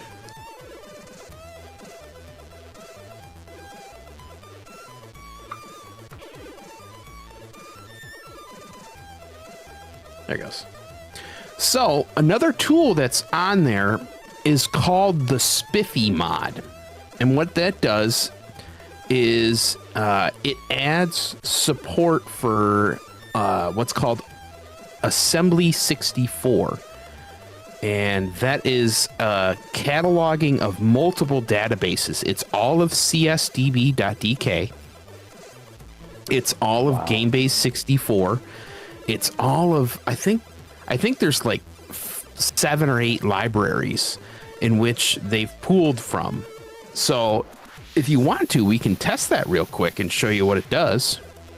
Yeah, I did not copy that over to the USB, but I can real quick. So, because I wasn't sure what that was all about. I was trying to look that up a little bit, and I thought... Oh, it's no big deal. You do whatever you need to. Well, I'm just curious, what... is it pulling dynamically? Like it just goes and reads and then pulls whatever you select? It goes to the network. And you might not have Wi-Fi set up yet on this, so No, you I just don't. get it out of the box. So if you were to set up Wi-Fi, it'll go out to csdb.dk when you do a search, and it'll say you want to search for a specific demo.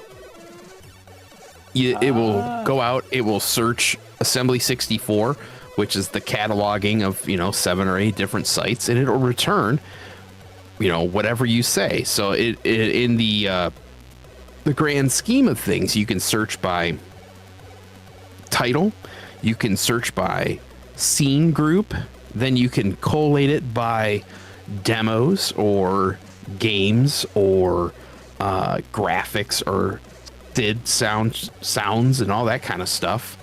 And the cool thing about the Spiffy mod is you can temporarily set it up, or you can set it up permanently, which if you noticed in the folder, it said one folder inside of the Spiffy mod said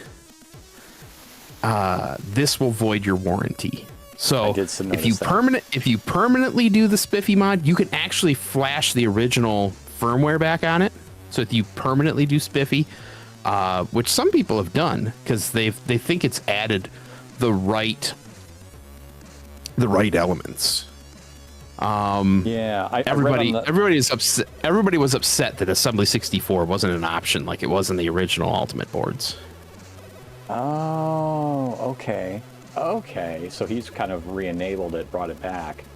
I did read on some of the, I don't know if it was on Lemon, whatever it was, on one of the boards, that some people were having some issues with it, with Spiffy, with something with sound wasn't working right or whatever it was, but I did see like the option of, if you just want to do it temporarily, right, and then as soon as you reboot, it's gone. I was like, I can still play with it? That's great, right? Yeah, and I've used it a few times when I've had a file that wasn't working correctly. I just went out to Assembly 64 and looked on csdb.dk for basically everything that was there.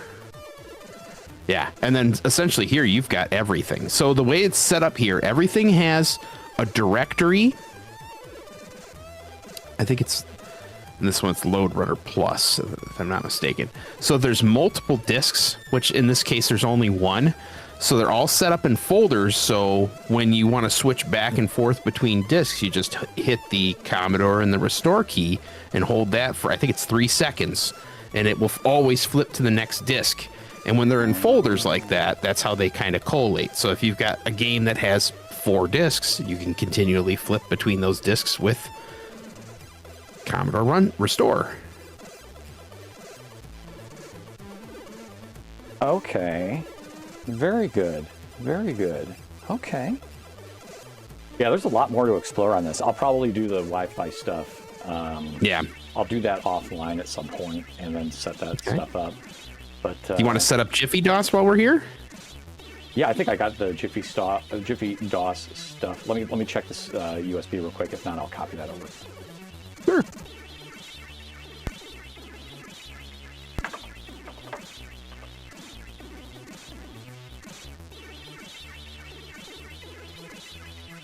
There's two ways you can do it. You can point at the C64 bin file.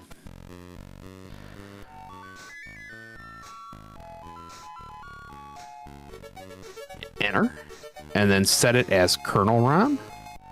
And then do your 1541. I like to do the 1541-2.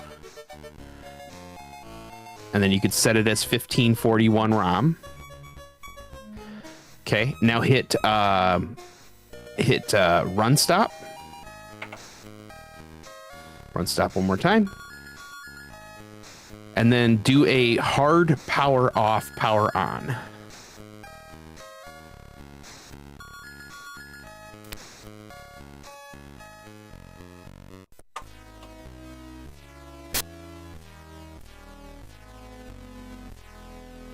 Now you're cooking with gas. Oh, yeah. Beauty. You know, I never had this as a kid, so I have no idea, like, all the Jiffy DOS stuff that you can do. You're going to be blown away. I mean, now, the main thing for me is that, like, loading you can do instantaneously just by hitting F1. So that is load the first thing on disk. And then I don't remember what list is.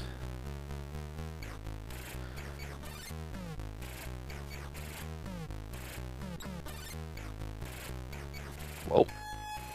What was that? Looks like Shift F8 does something. I need to probably mount a disk first. Yeah.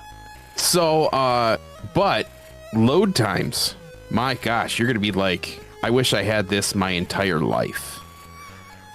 I mean, it cuts on load times by like, you'll spend about a 10th to a 20th of the load time. Yeah. Yeah, I never even had a fast load when I was a kid. You know what's funny is I had a fast load cart the entire time I had a Commodore 64, and I had no clue what it did, and it just sat in my disk box the entire time, and I never used it.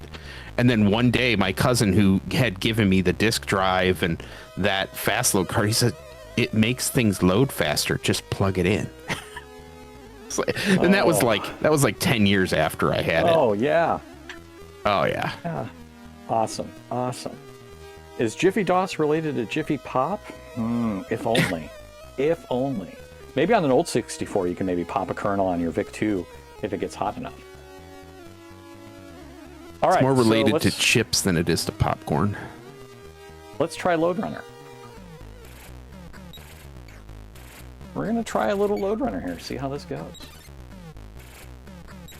So when you find something that's incompatible with Jiffy DOS, right? So Jiffy DOS is very popular. I've tried it on the Vice emulator a while back just to see that it ran. And like a couple years ago when I bought whatever you could buy with it.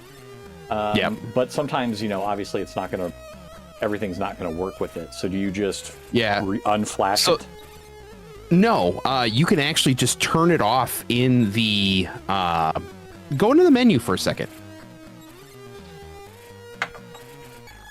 So, back to the main menu. Now go to memory and ROMs.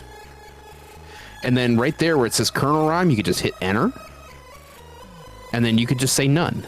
And it'll put it back at regular, you know, the regular kernel. Okay. And so it's remembering that I've got that on the USB and I can switch back. Correct. To it. So in that Jiffy ROM folder too, you can set up a 1571 drive ROM and a 1581 drive. So you got to do the same thing though. You need to go back to that Jiffy DOS folder. Right. Select it once. Yeah. So it knows. Yeah. So what you're doing when you do that is it's moving it to internal memory. Oh, it's actually copied it. Yes, there's a minor amount of flash that's in the Ultimate itself. That's good to know. So That's actually, really good to know. If you go back to the original menu for the file browser, you have to go arrow backwards there. There you go. One more. Go back one more. So you see how it says internal memory flash? Yeah. And then you should be able to look at ROMs, and there's your it copied your Jiffy DOS over to that. Yeah. So every time you select a ROM, it'll dump it there. Beautiful. Let me catch up here a little bit on chat. Hello, Reboot. And then, yeah, so who's talking? This is Commodore Chronicles. He's in chat. He does a lot of retro Commodore streaming. And how did we discover each other? Like, one of us just happened to... Did one of us raid the other years ago or something? Years ago. Yeah, so this is like 4 years ago, I think. Yeah. 3 years ago, something like that. Stuart Chaffee. back from the grave. Yeah. Yep. R.I.P. Mr. Chaffee. And 86 Carrera had the Epic's fast load, but never did much to compare load times. I think I remember that it wasn't compatible with a lot of the games. That's exactly what I had run into with just trying the cart on, like, Vice, right? Like, just because you can load the carts up, right? Which was always weird. Like, I'm loading a cart on an emulated C64, but yeah, I would run into so many games that would just be like, oh, well, I'm trying to load Bard's Tale, and it just says, no, thank you very much. And so what would happen is you would buy a game, or you would pull something off of a BBS, and a lot of the times they would dump their own fast loaders into the disk itself, which would change the algorithm, how it would push files into the C64, and then you're adding a compatibility layer between it with a fast load cart.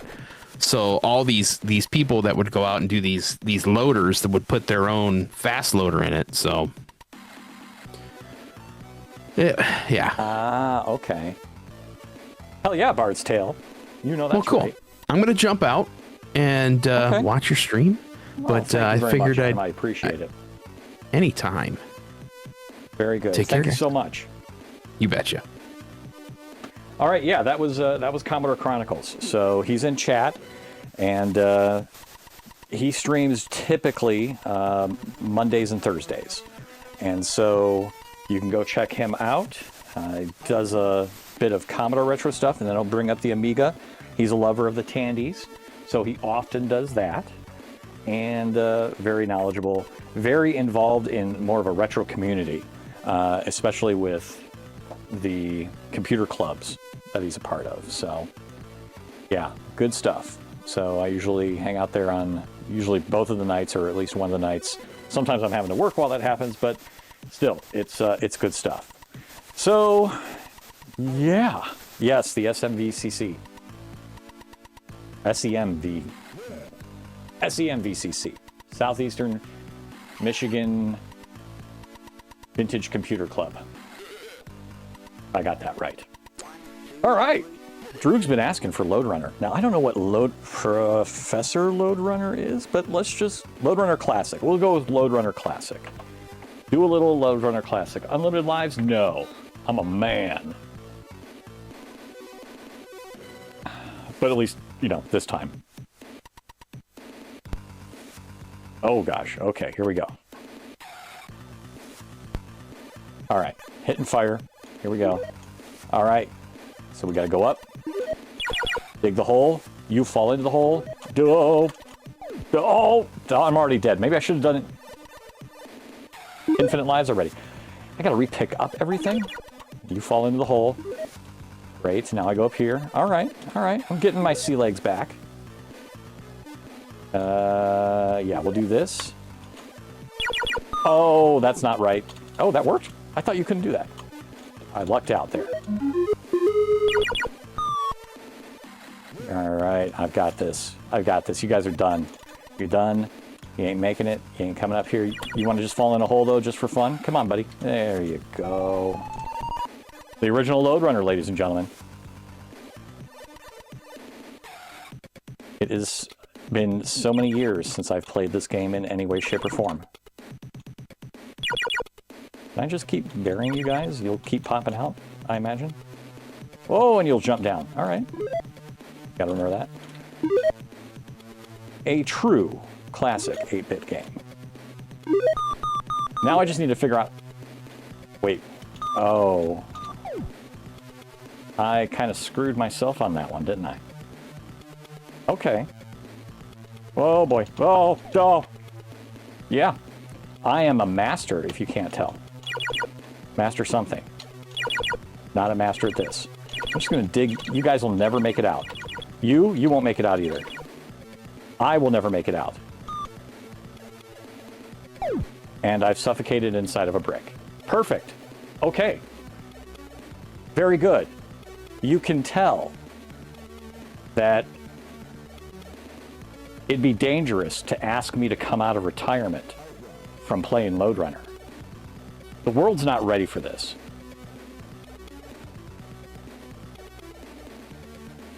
Billy Mitchell, he doesn't know why right now, but he just peed his pants a little bit. It's clear. All right. Shilly Mitchell. But at least your Lode Runner skills will translate to Jumpman. Maybe they will. Maybe they will. I mean, I don't profess to be, I'm not really trying to concentrate. I'm standing, so, I mean, if you guys can see, like the dungeon camera, right? I'm standing in a really precarious position, right? So I can zoom this in a little bit. There's the Commodore. There's the screen I'm looking at. So when I'm standing looking at the screen, I'm playing the screen through this little triangle between the microscope and the HDMI. I'm not comfortable. I'm kind of like, oh, I gotta look up here a little bit. Oh, the guy moved. This is not the way to play a video game. So I definitely have to figure out a better way to do this here at the main spot, right? And that's the challenge for me because let me see here, right? Zoomed out center. Adam's got a much better setup in terms of actually being able to play and do this stuff, right? Like, here's my main keyboard, right? And if you don't have one of these, this is great. If you love Commodore 8-bit Do, their Commodore Retro keyboard, I have 3 of these because I wanted one for the PC upstairs and one for one at work. Love that keyboard, right? But at some point, I've got to figure out, like, I don't even have a great way to do this. NSA said, shut it down for national security. You're damn right. They can't handle it. They can't. Jumpman was my first home video game I played as a 4-year-old. Oh.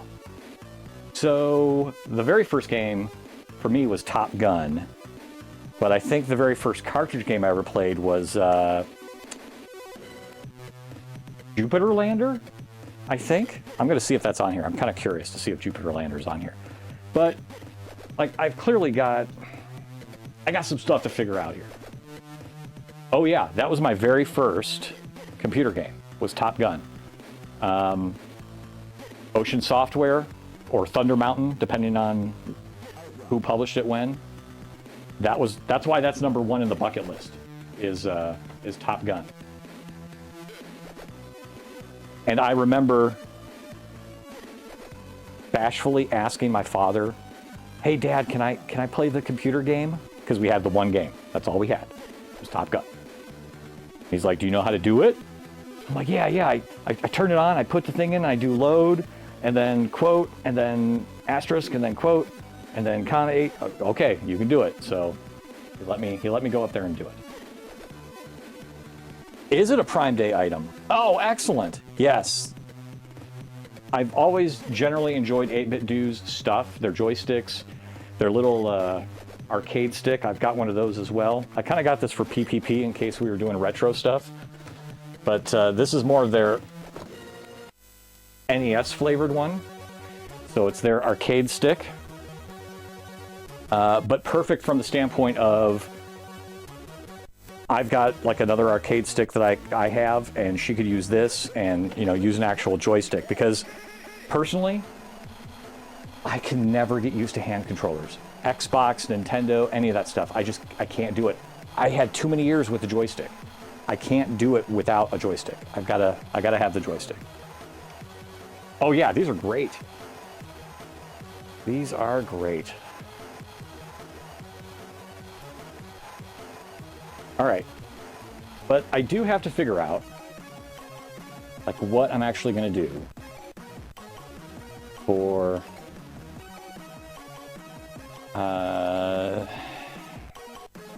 I mean, I sit here. I basically have to say, if I'm going to do retro games, right? Like even on that, the tank, wherever the tank went to, right? Even if I do the retro games on the tank, right? This guy, I still have to have some place to do them, to play them at. And it needs to be basically here. So effectively, I've got to kill one monitor. Add an octagonal gate to the joystick.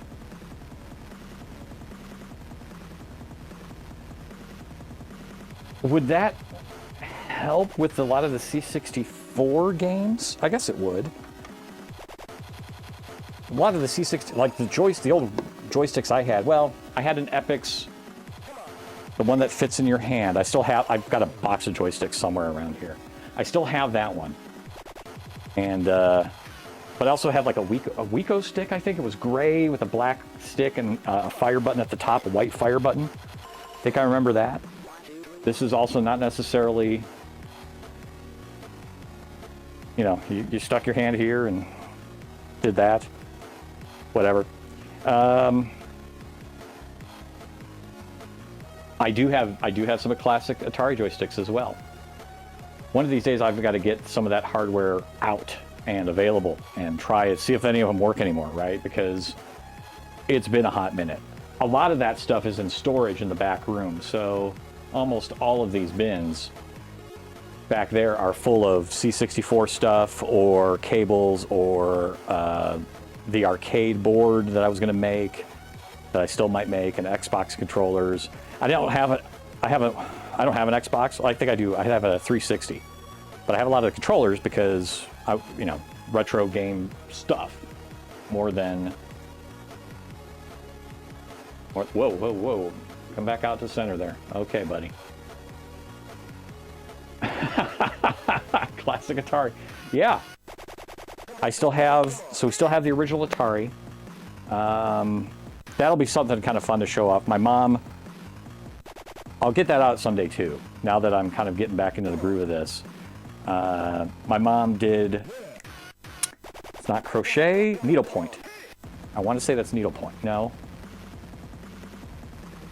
When you are putting yarn through the plastic grid, that's needlepoint? That's not needlepoint. You got the plastic grid and you're weaving the yarn in and out of the grid. Not like a taut piece of fabric that you're... That's not needlepoint. What is that? I can't remember. Anyway, she made an Atari cover with that, and she did all the little Pac-Man dude and Yars from Yars Revenge and a bunch of the things that she saw in the games, and she made that for me. So I still have that, of course. I'm not gonna get rid of that. Got to bring that out. But at some point, I got to figure out how I play anything, and I figure with these three monitors here, that third one is OBS. One of these two still has to be for monitoring other stream stuff, and then the other one we have to pipe that out through to the stream, right? To have the video up so I can actually sit down and play a game. So I got to figure out how I want to do that yet. I'm thinking maybe, I don't know. I got to figure that out. I got to figure it out. All right, we do have a ad break coming in another 60 seconds. So we're gonna put the TV on for a little bit, stretch our legs again, and we'll be back.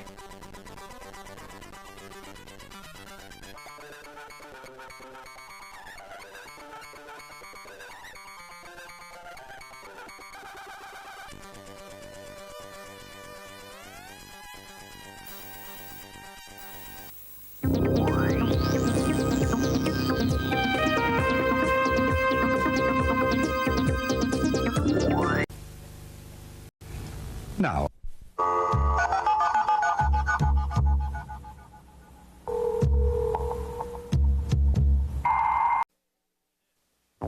Players, you all set? Yeah. All right, let's go play. Going to attend Monte Vista. They're matched up based on their ability in playing today's games, and one of All you right, is let me going to go have stretch. a chance to win I'll be this back. fabulous video arcade game. One of my favorites, it's Sinistar. So, Steve and Robbie, shake hands. Let's go play Starcade. And while they're getting set, we'll ask Kevin to describe what he has in store for us today. What are the 5 games, Kev?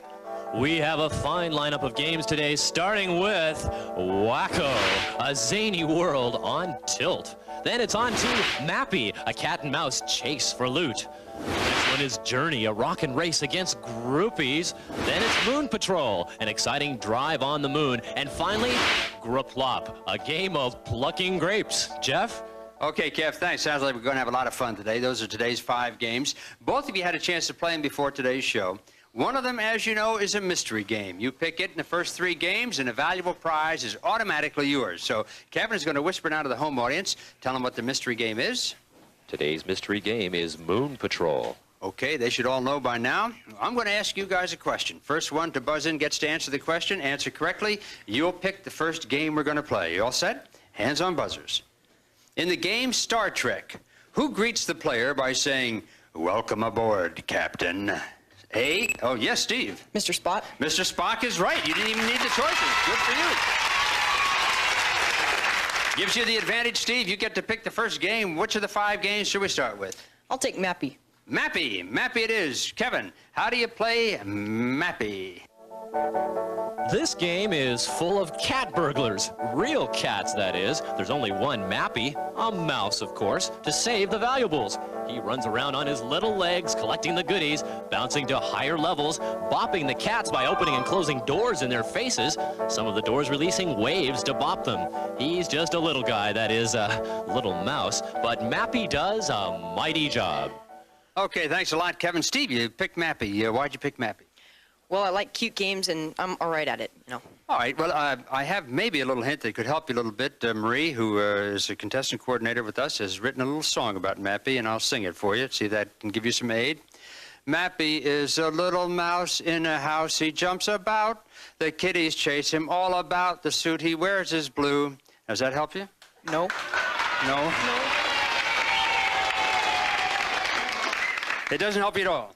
Not much. Well, maybe, maybe to help you to tell you that you got to pick up all the prizes, the TVs and microwaves and stuff on the first level before you can jump on the trampoline to get up to the top level. Jump on the trampoline, the green one 3 times in a row. It'll turn red and you is going to crash. You ready to go? Yep. You have 50 seconds. Good luck. Ready? Get set. Play.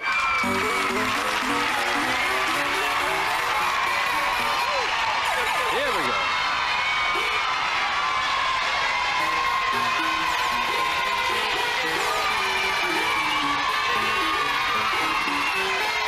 All right, give it the door. Way to go. Whoa. Oh, you know this game. 30 seconds. Got it. All right.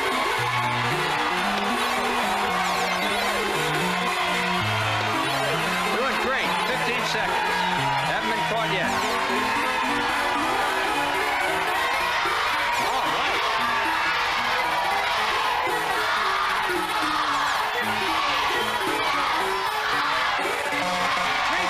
$3,720. Really nice play, Steve. Oh, I thought I did okay. Did you think you could do better than that? Not really. No, I didn't see so easy. You didn't quite get caught or anything. Go on back. Robbie, come on down. Hey, Robbie. You all set to play Mappy? Yeah. Would you like to hear me sing the song again? No, thank you. All right, how do you do on Mappy? Okay. It didn't sound like he did You know, very 50 well. seconds. Good luck to you. Get ready.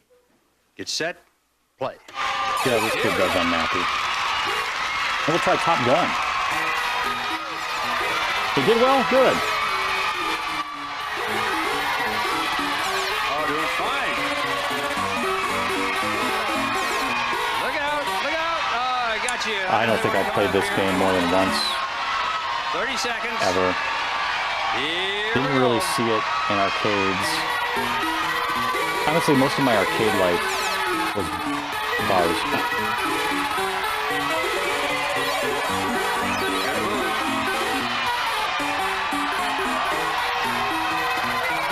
Keep it up, don't get caught. All right.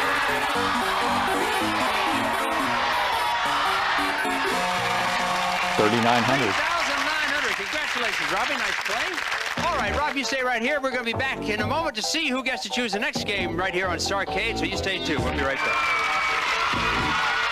Oh, who replenishes the mushroom supply in Centipede? We're not going to find out from the game.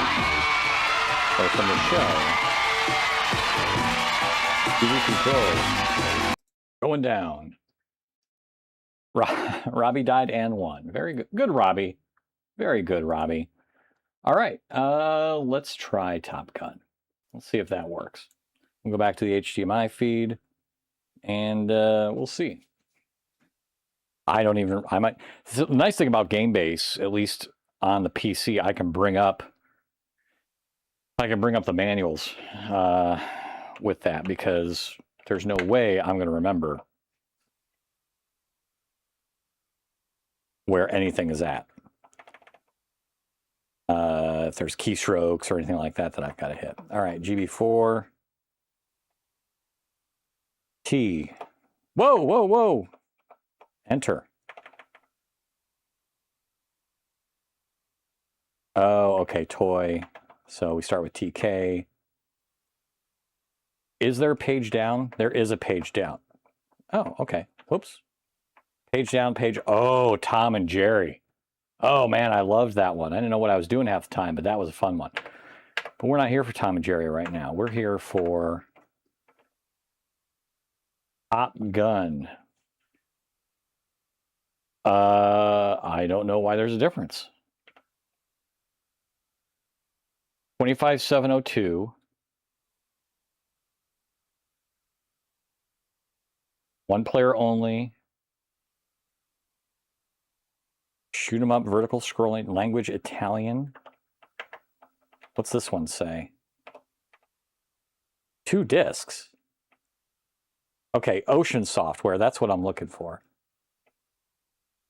I don't think you could in this.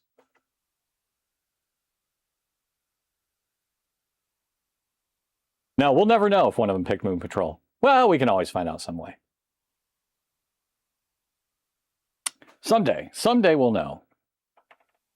Okay, so once again, though, 2 discs? Top Gun wasn't a 2-disc game, was it? All right, then we have Top Gun 2022, which makes me feel like that's Stephen Day. Okay, Stephen Day. He did he do Bruce Lee? Or no, wait, that's Kelly. Was that Kelly Day for Bruce Lee? I can't remember. You know what? I'm kind of curious. Let's try, see what they are. I'm going to try 2022 first. ASS presents Top Gun 2022. Oh no, this is not it. Oh, okay. Ooh.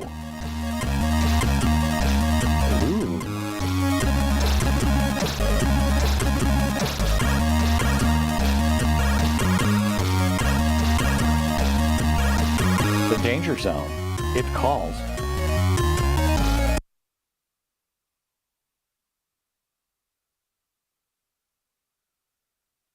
I do feel a need for speed.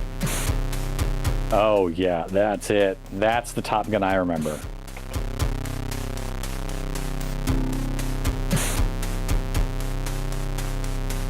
Hear that menu music.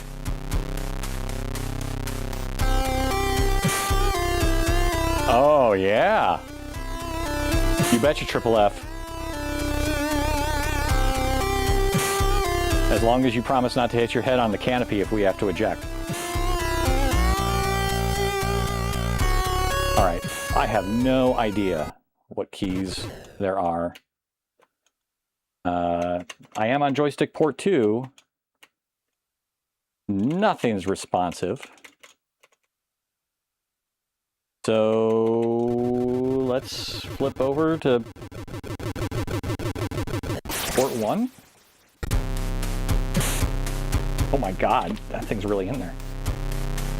Fire did start, but try this. There we go. I'm on the left side.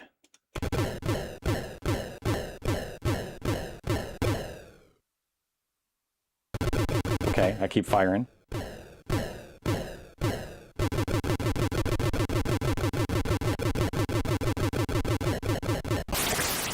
Hey, took him down. All right, gotta take. That wasn't terribly tough. I'm not really. We not dead. We're good. I mean, I did select one player, so I'm guessing this guy should be doing something. And of course, I'm just using cannon. I have no idea how to select missiles. I have no idea how to select flares. I think that comes more with probably when you're playing somebody else.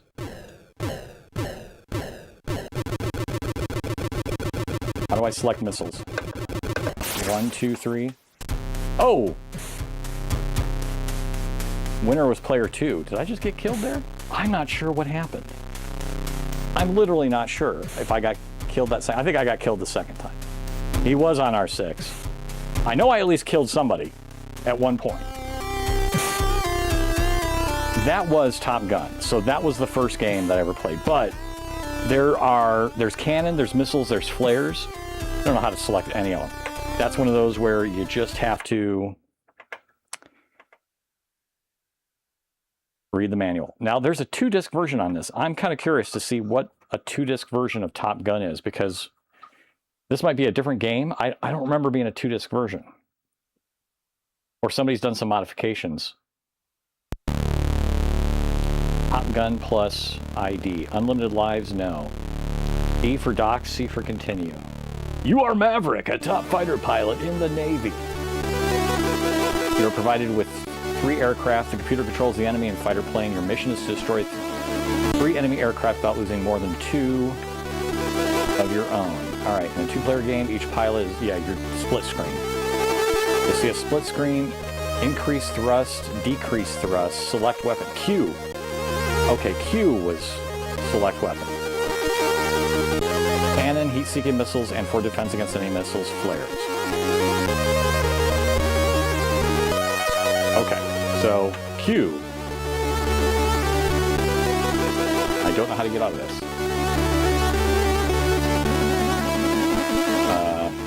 How do I get out of the docks?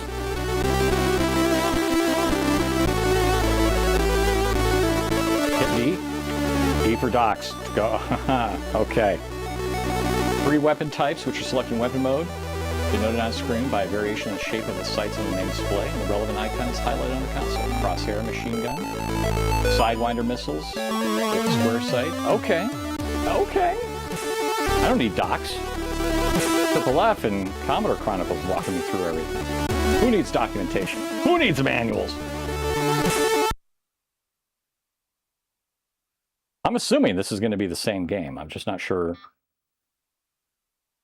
why there's another disc.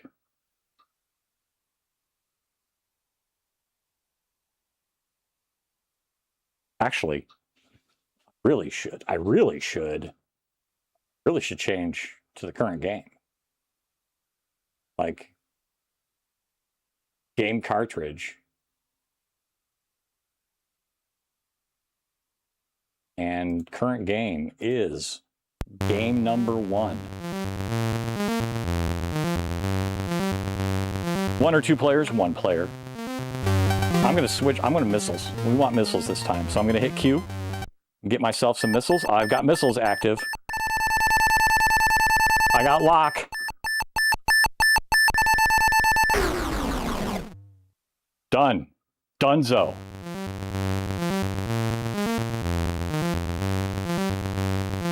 The computer is not. Let's get a lock again.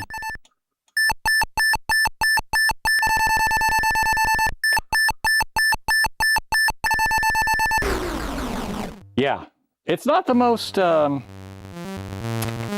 realistic or engrossing of games, right? Fox 2. Let's go for Fox 3. Fox 3.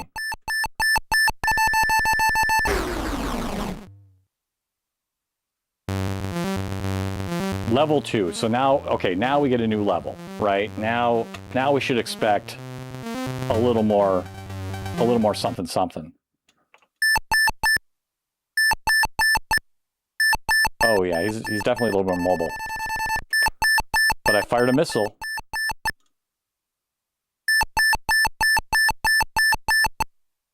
Okay, he's a little harder.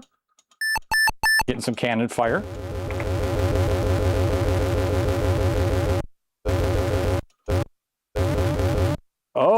Oh. Okay. I think he got me on that one. All right. Hey, it works. Level 1, very easy. Level 2, little rougher. But yeah, Top Gun was it. The first cartridge I had would have been, was it Jupiter Lander?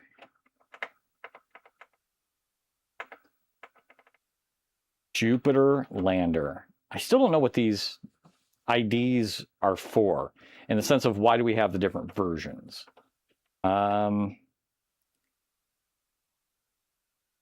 Like, I don't know. Try the first one. Jupiter Lander Plus. This one was a fun one on the cartridge.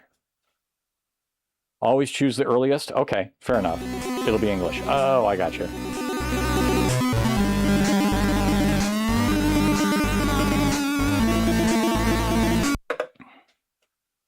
Oh, yeah.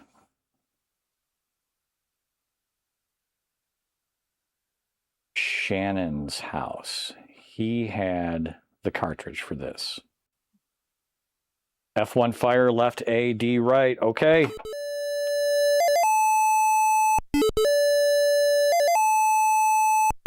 Still looking at it through a very tiny little... Okay. F1, firing. Fire the left thrusters. ×2, please. I'm a ×10 man. Oh, God. Oh, geez. Oh, boy. Oh, boy. Okay. Okay. Okay. Okay. Yeah. Yeah. Pixel. Pixel perfect. All right. ×2. You keep teasing me with this ×2 crap. I don't need it. I don't need it. I'm a ×10 kind of guy.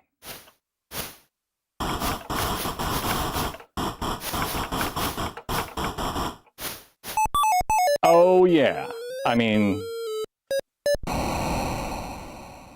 Houston, we have a solution now, buddy.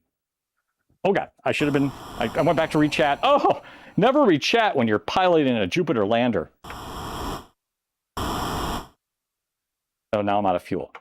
Oh, well. Yep, that's it. We're done. Out of fuel already. I did not do well there. I got the 10 that I wanted, but I did not do ultimately very well. Oh my God. It is very interesting to see some of these games again.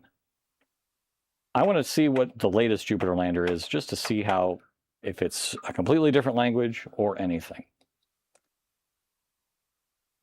Sir, he was distracted by his cell phone. Why are we dead? Why does it look like a Stormtrooper helmet? Yeah, very true. I want to look at that box art. That is some good box art.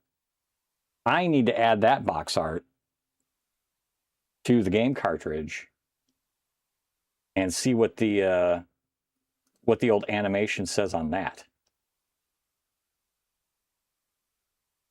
Because that looks great. Yeah.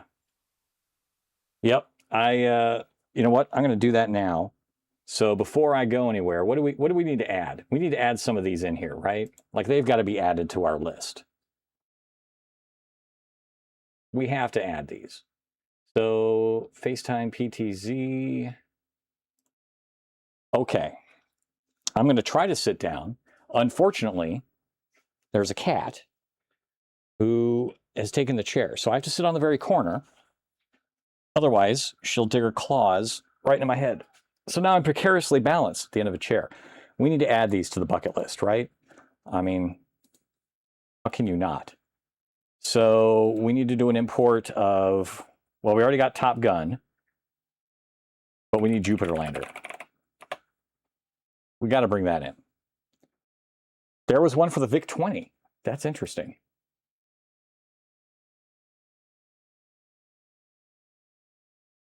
Import as Commodore 64. Import selected. No storyline. No real storyline behind this game. It's too simple. Use thruster control, blah, blah, blah. Simulator, arcade, simulator. Whew, that's weak. All right, Launchbox did not have anything for Jupiter Lander. Do we have... Oh, yep, nope. We got it for... It just had to be searched differently. All right, so I'll select it. Now what do we have? Use thruster control again. Okay, so nothing's changed there. They call it action. I'm still going to go with simulator and arcade. HAL Laboratory, Commodore Business Machines, 1982. Excellent. All right, save and finish. So Jupiter Lander is now in the list. And what that means is, if nothing else, if I do 41, then our game box cartridge should set. There it is, Jupiter Lander. Okay, so we've got that. That's working. What else did we need to add tonight? We already have Top Gun. I do have Lode Runner on here. Jumpman. Somebody did bring up Jumpman, right? But I'm pretty sure I got Jumpman in that list already. We'll add more as we go through a lot of this bucket list stuff. But, you know, if nothing else, firmware's been updated. We're able to run some classic games. GameBase 19, available on internetarchive.org.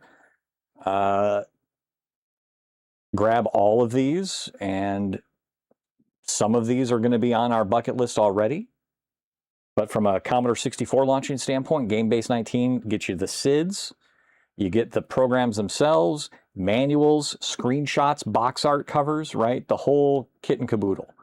So especially if you're wanting to play some of those old games that require at least knowledge of keystrokes, like Strike Force Cobra, right? We tried that one, or that's the one I had Adam try, right? And yes, very good. Hydrate. Hydration. Everybody take a drink. What do we got for, oh yeah, yep, there's the link right there, right? And I believe one of those archives in there has the game-based software. The software is a little, it's good. It's trying to, you could tell they were trying to build multiple bases, databases of games, right? It's like there's GameBase 64, and I think, Adam, what else did they release game bases of? Wasn't there a game-based Amiga? Computer in every home, business, and school years before anyone ever dreamed. Hey, Triple F, thank you for the biddies. That activates the old C64. And ever-changing views and computer terminology. Commodore's news. Are you keeping up with the Commodore? 'Cause the Commodore is keeping up with I don't know why I included that VIC-20. I think it's just because it's the looping gif of William Shatner rubbing it so lovingly. Are you keeping up? 'Cause the Commodore is keeping up with you. Are you keeping up? 'Cause the Commodore is keeping up with you. In a world of high technology and ever-changing moods. In a world that's full of make-believe and changing attitudes. Are you keeping up with the Commodore? 'Cause the Commodore is keeping up with you. Commodore 64, activated by a stream. You love to see it. The Commodore is keeping up with you. You love to see it. Thank you very much, Triple F, for the biddies. GameBase 64. I want to say they had other game bases, like for Amiga or something like that, right? Thank you very much, Triple F. I'm glad you enjoy it. I really enjoyed making it, and in my mind, it's something unique. But just to be able to tie that old school with the new school, that also brings me up to another thing. Like, I've been thinking of doing a BBS, but I'm not exactly sure how I'd want that to be yet. Yes, TOSEC, right. TOSEC is another one. Yep. Yep, that one covers a lot more platforms as well, typically. GameBase 64 was really nice in the sense that their format, they have the metadata in a database, it's an MDB, it's an access database, right? And the curation there, you can tell that there's a lot of curation that's been done. Where some of the other collections might be that are out there might just be like, well, here's the zip file, maybe there's a document in there, who knows, good luck, have fun, don't die. But the install of GameBase is just slightly clunky, like it's just an older UI to it, slightly clunky in my opinion, but still very good, especially for the 30-some thousand frickin' titles that they've curated on the thing. But I was thinking of maybe doing a BBS at some point, and not permanent. I don't know if it'd be permanent. Like, there's other BBSs out there. Maybe we'll dial up some, right? Now that I've got the C64U. I do have a Wi-Fi modem for the regular old Commodore, but the bigger issue with that was there's some voltage issue on there that I didn't care for, that I had to work around because causing some issue with the original C64. So maybe the C64 Ultimate is better for actually doing any BBS dialing. You want to collate your GameBase selection? Christoph has used this tool. Yes. Yep. That's exactly what I've used in the past. I used that before I got your archive because I was like, oh, I gotta mess with this thing, and yep, that's the tool I used. That thing will export what we saw on the C64U. Right, it's the same thing that Adam had sent over. All the GameBase 64 things are IDs, right? So if I can bring up GameBase 64 here. Not a bad idea to show you what this is all about. So it's great from the standpoint of I need to make this bigger. I need to make this bigger because the text is tiny. So let's do.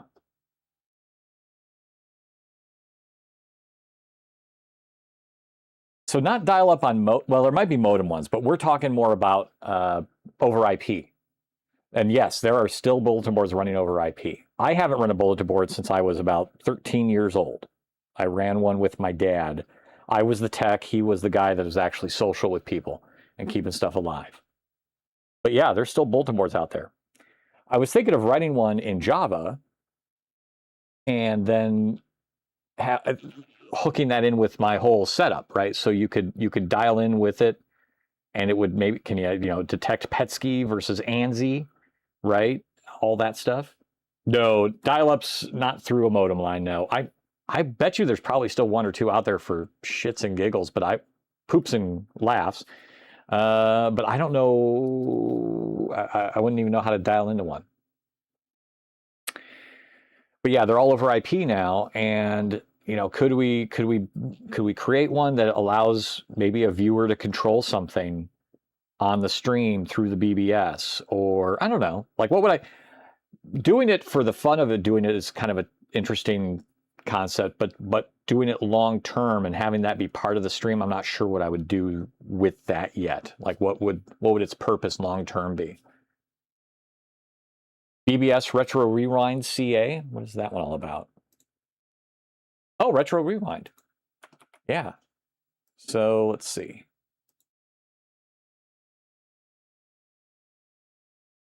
So yeah, connecting just even through a JavaScript terminal, right? Like you never see that, but that's awesome. I don't want it to open up a new window.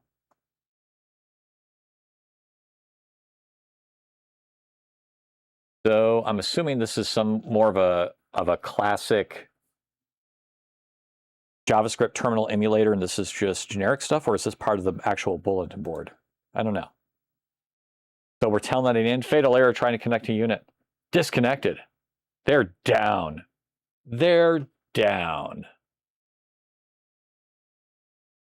But yeah, IP BBSs, right?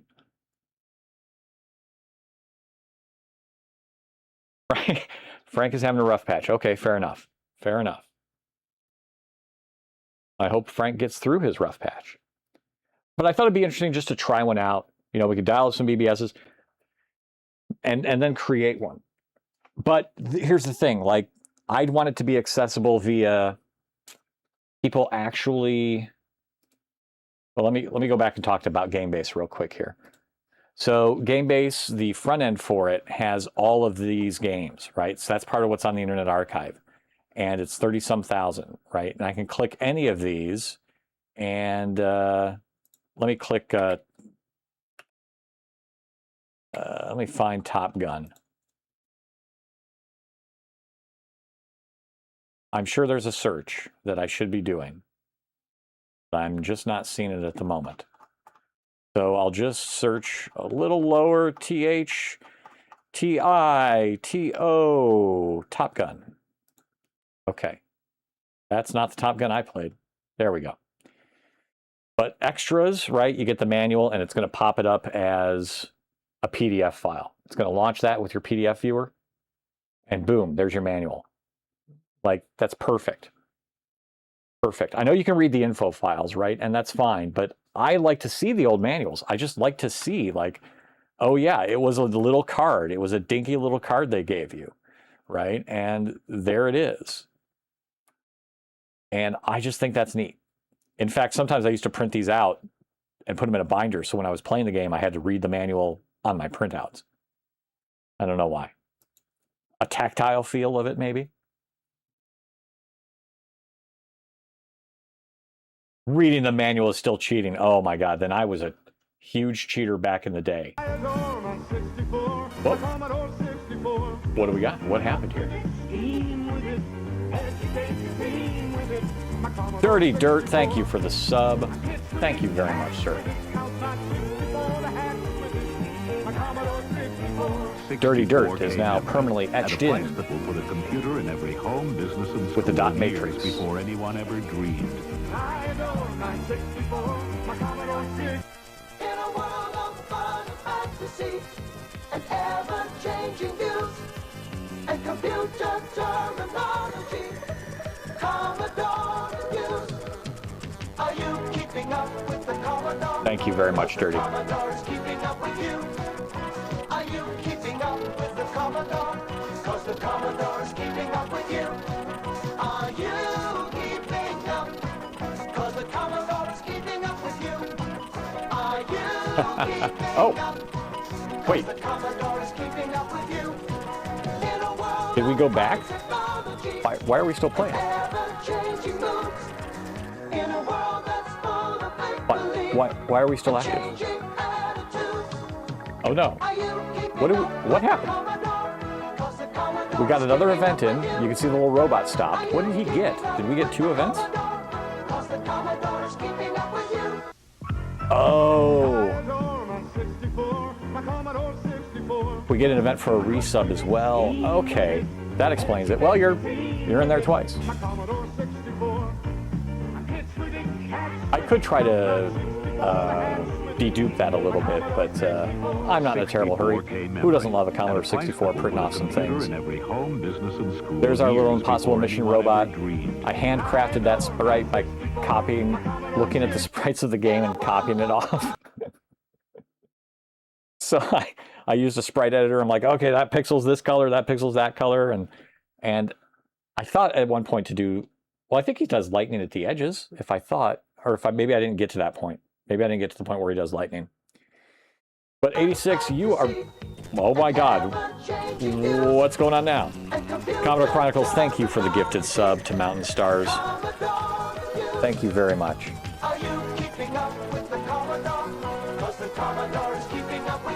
Boy, you guys are making the C64 active. I'm glad it worked today. You're giving it a workout.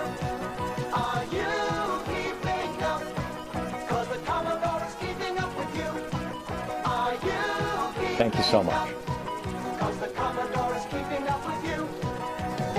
Oh God, and now we've got bits. It's the Commodore 64 show.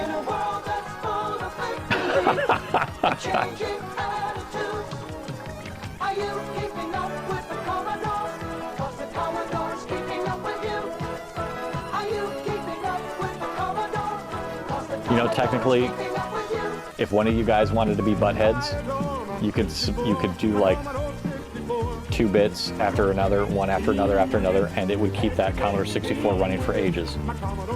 I shouldn't have said that. Hey, there's the sub emote there. Look at that. And a hype train. Oh my. Oh my. 64K Thank you memory very much. At a price that will put a computer in every home, business, and school years I tried to put before anyone ever I dreamed. put 2 commercials worth of songs in there to hopefully break it apart a little bit. I think I might need to find more. But what other Commodore songs were there?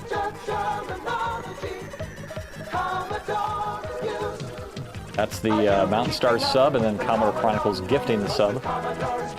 Oh boy. Oh boy. SWK, welcome, sir. Welcome.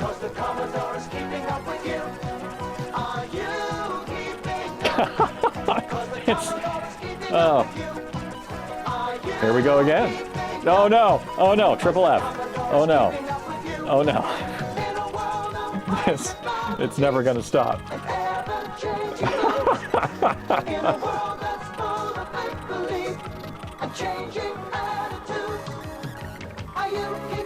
Now, SWK, you got me on that one. I don't know what that is. Oh, God, no. No. No, no, no. Okay. Oh, boy. Oh, boy. There we go. There's 86 Carrera's bits. Thank you, 86 Carrera. And Triple F's will be next. 64K memory. And then we'll get to SWK's. Computer in every home, business, And then please God, let it stop. Okay. So we were just talking about Jiffy DOS. Never has giving money been so inconvenient. We were just talking about Jiffy DOS. I never ran that before when I was younger, so I don't know a lot of those commands, but I wouldn't be surprised if Commodore Chronicles did. Mountain Stars. Well, no, no, oh no, oh no, oh no, oh Triple F. I'm glad we can be here to put a smile on your face. You are quite welcome, and thank you for being here.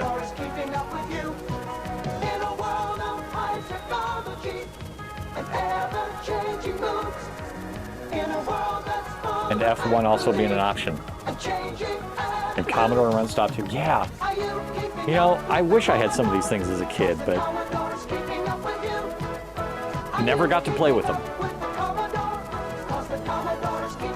Partially being out of touch with it, as well as like, well, I'm 10 years old, I can't afford that thing. I don't even know what it does. Oh no. All right, Triple F, thank you very much. Ow, ow, Luna, claws in the back. I'm taking a corner of the chair. Let me have my corner. 64K memory.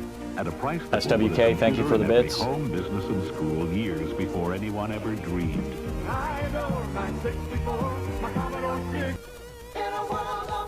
Luna, stop.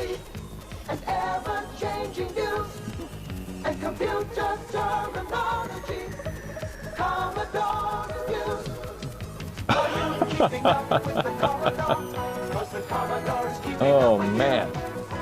And we still got some more coming. What's the queue look like? What do we got for the queue?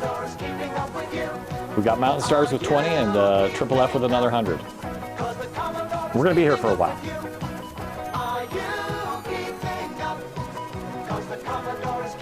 Indeed, Triple F. Hope things do start looking up. And oh man, more bits.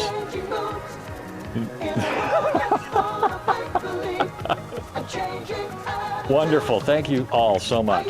This is great. This is humbling, and it's actually hilarious at the same time because this thing's never going to stop.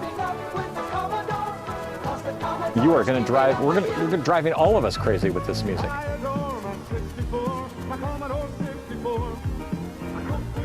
But hey, how often do you see a real Commodore 64 written out to a printer? Even though now it is a C64U. 64K memory. At a price that will put a computer in every home, business, and That's a goal, Adam. I can't right now. Ever dreamed. But I want to be able to.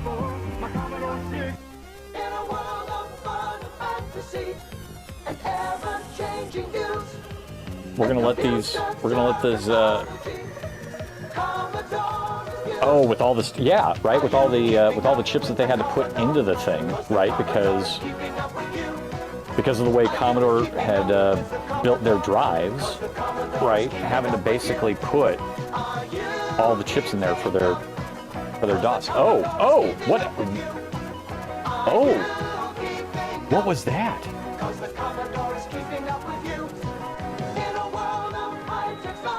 What game is the person in the middle image on the right side of the screen actually playing? I don't know. Look at this. We broke it. You broke it. Luna, give me my shirt back. Oh. Bravo. You broke it. Wow. Yeah, you broke it. Look at that. The sprite is still there, but he's completely garbled now. Home, business, and school years before anyone ever dreamed. And he's got to make the callback. He's in a loop right now. He's got to make the callback for it to be done to finish. So now I really have to stop this. Okay, no more biddies. It's dead. Well, what I can do, let me reset it. Let me reset it.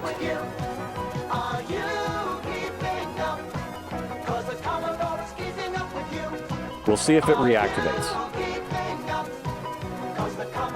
But you did this. You people did this. D64 streamer timed out? Yeah. Yeah, it definitely did. Shame on you all. So here's what I'm going to do. I'm going to mute the music. Nope, maybe that didn't work. Stable monitoring. Mute. I need to mute it. Is this muting it? Still hear it. I think the music has been muted on your guys' end. Oh, Jiffy DOS command sheet. Excellent. I was thinking about making a cheat sheet for it. Right? I wonder the same thing. All right, we do get another event. It looks like Mountain Stars has got hose, but looks like Triple F's. Oh. It immediately went bad after a reset. Oh, that's more interesting. That is more interesting. I'm going to try a full shutdown.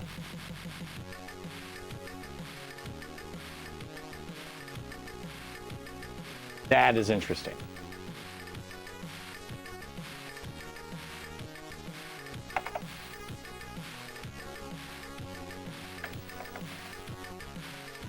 Ooh, we have discovered some things tonight. All right. Don't feel bad at all. All right, I need to D64 streamer time. Okay, good. It cleaned up. Okay, so really interesting stuff here. Let me do this here real quick. First of all, you are wonderful people. Don't ever do that again. Would the old C64 have had this issue? We don't know. Code could very well be broken.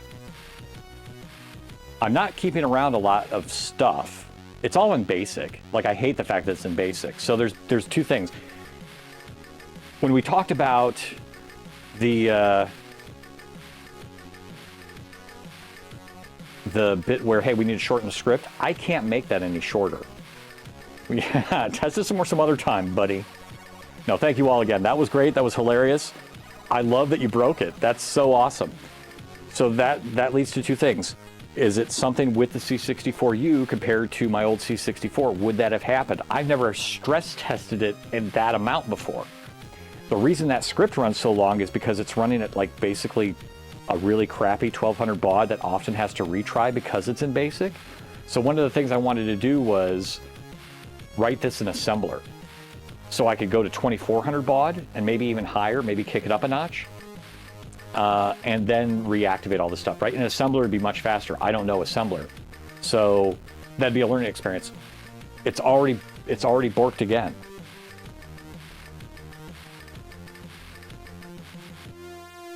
It already went crazy again, and it hasn't done anything. And that was after a hard shutdown.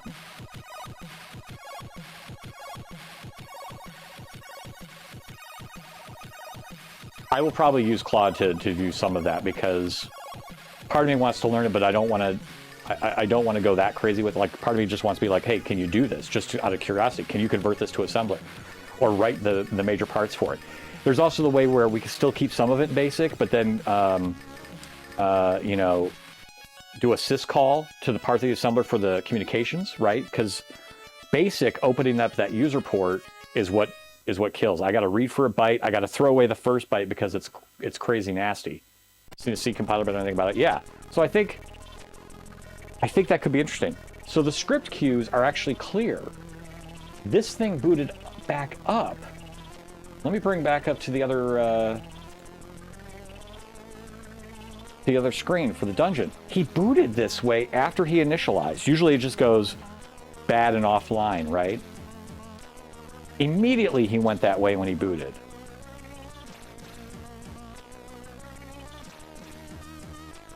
It wouldn't be the ESP32 because the ESP32 is just opening data on the user port. It's got to be something on the C64U.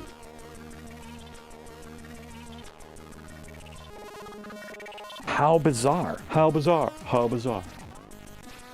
Let me, yeah, I can't really bring us over there. I guess I can bring it up on the dungeon.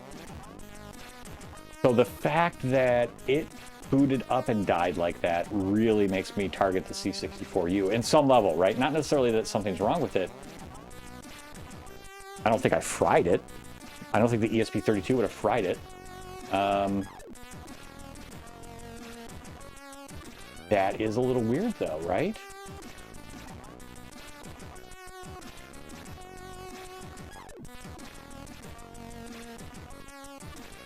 Is that external board hot?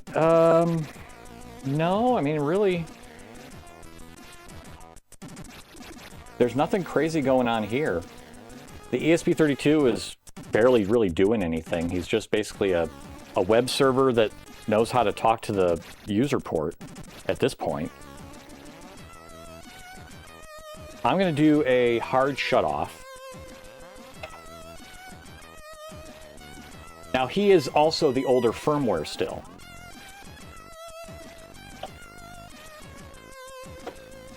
Maybe there's something with that.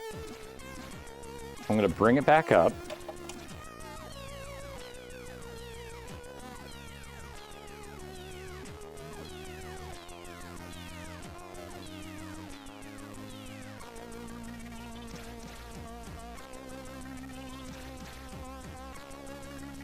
Very interesting. I wouldn't think so either.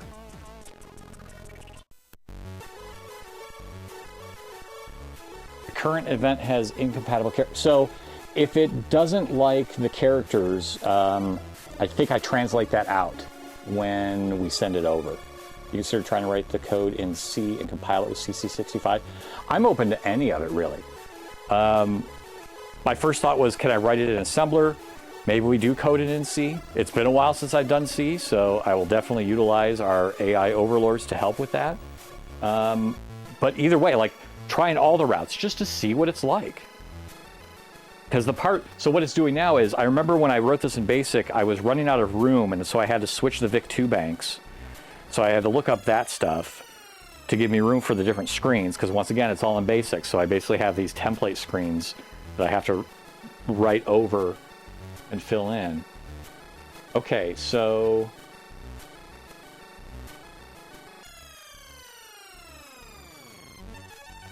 he looks hosed. He looks stopped here because the little robot is still solid. So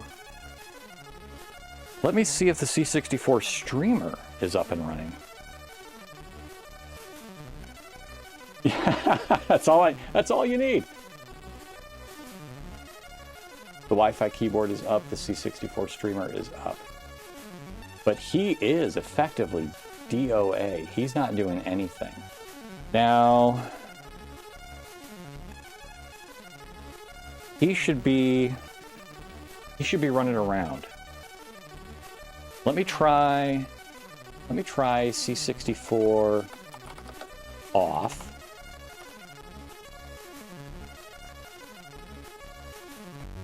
I don't think he's going to get a message.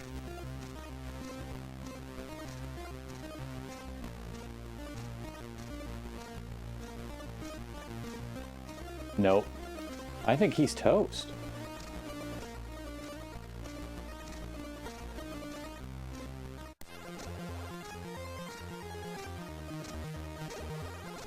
Yeah, he's kind of DOA.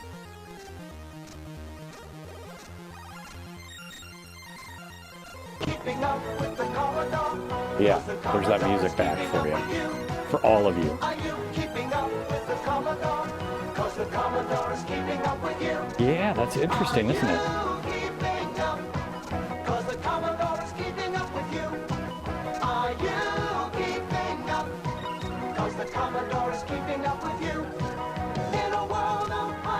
I'm going to hard shut down.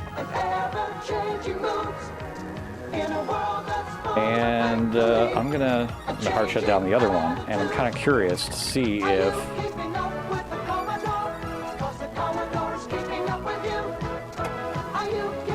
Stars says maybe shut it all down and unplug power from everything for a little while and gradually reconnect everything. Maybe. I know at least I want to reset the ESP32. I'm going to power him down. He's got no power to him. I'm not really worried about the screen or the printer. I don't really think that's anything. Screen can stay on. Memory at a price that will put a computer in every home, business, and school years before Okay, we'll power up the C64 first. Okay, I have to get out of this. We have to disable the overlay here. You guys are gonna hate me if I don't get rid of that. Overlay holder.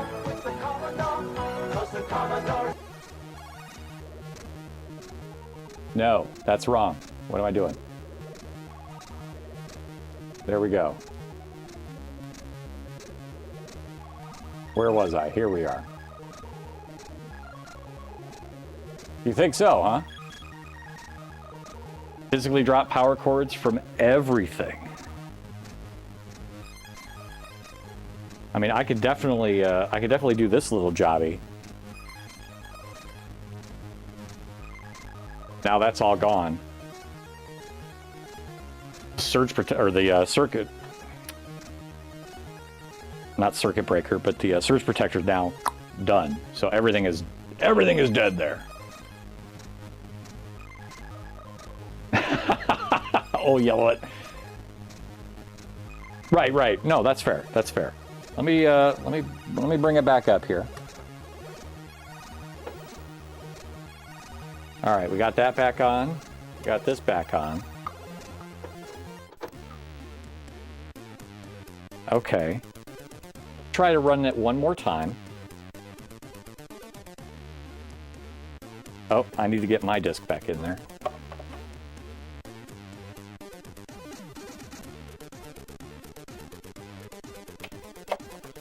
All right. Do I need to exit back out of that? There we go. General U-disk. My stuffs. All right, before I do that, I need to make sure the ESP32 is reachable, that he got a good Wi-Fi signal. So we'll do that. Yep, he's up. So the ESP32 is connected. I can talk to it. Try this again. This is normal. This part's normal. Because I basically had to copy the character. I had to like copy the character. What did I do? I had to switch the VIC-2 bank, and that caused me to have to copy the character RAM into a different spot of, or the ROM into a different spot of RAM so that I could switch the VIC-2 bank. I can't remember all the details anymore. Printer buffer might have required a reset, maybe. So this part is normal. We normally see this as he's basically rewriting the character set.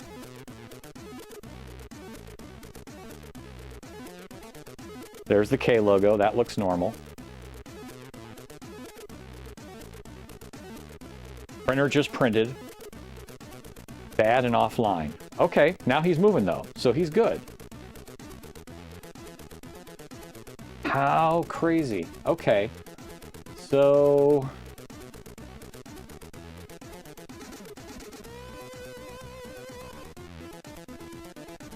is this a printer buffer thing?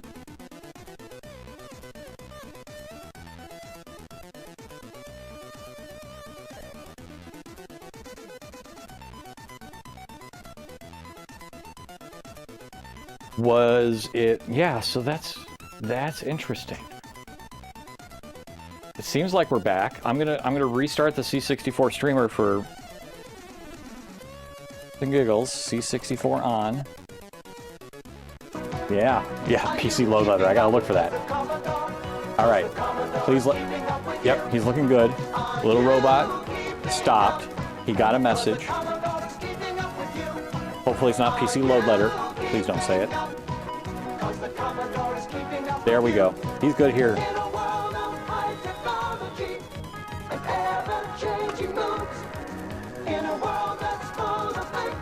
Yep, we're good. We printed. Camera's going to scan down to the printer.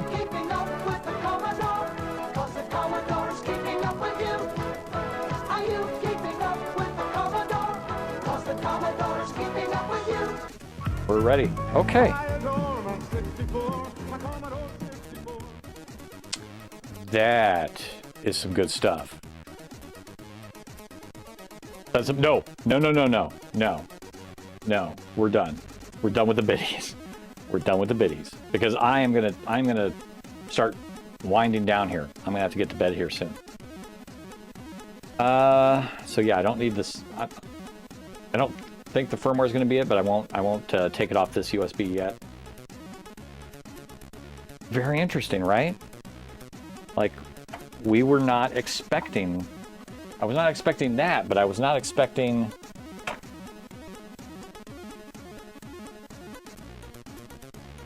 A reboot. Let me bring over the PTZ cam. No.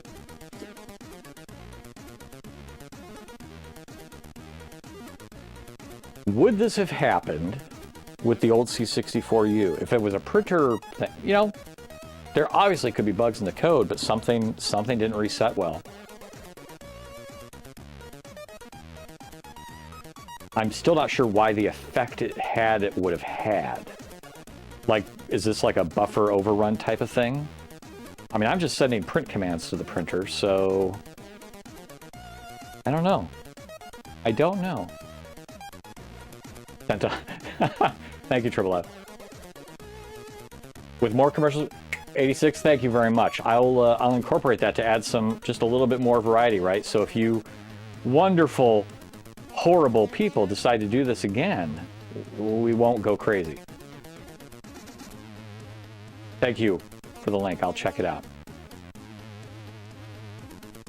Yeah, and you know, I'm not an expert. I was basically just following commands as I was reading them. I was like going through the Commodore book saying, oh, I can open up this port and pretend I'm talking to the user port at this baud rate.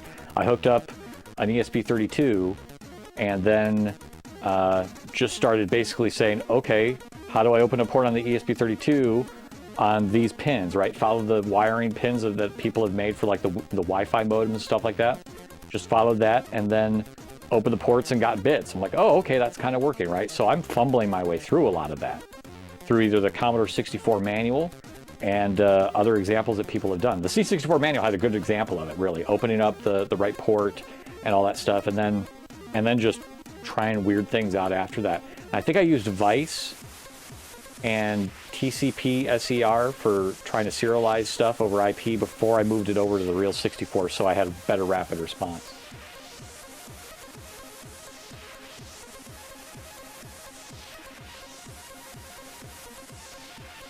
Next stream, can you try Judge Dredd, please? Sure. Sure. You betcha. Judge Dredd on what? Should we go to the bucket list here real quick and see what Judge Dredd we add? Get out of game base.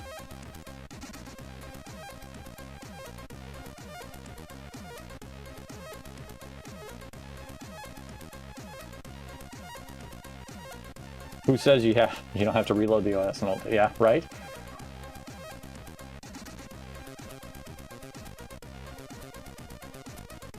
I am the law. Let's look for it. Hey, who's screaming? Buddy, are you okay? Are you okay? The Buddy, who you've never seen, is our, oh, geez. Like a bad Dark Place episode with the camera up high. Buddy, who you never really see on camera too much. He's our black cat. He's not doing all that hot. We found out he's got like a heart murmur, and he's also puking up a lot, and we can't do steroids because there's a heart murmur. We have to try special food so he doesn't puke it up. It's been rough. I'd love for him to come over and say hi, but he doesn't. So there is Judge Dredd for the Commodore 64. You saw it on GameBase, huh? Looks like there's double Judge Dredds. There's two of them. Oh, thank you, Triple F. Yeah, we're just kind of watching. He's kind of older, but not so old yet that we should be really expecting this. So yeah, two Judge Dredds. Let's look at GameBase real quick. Are there two Judge Dredds on GameBase?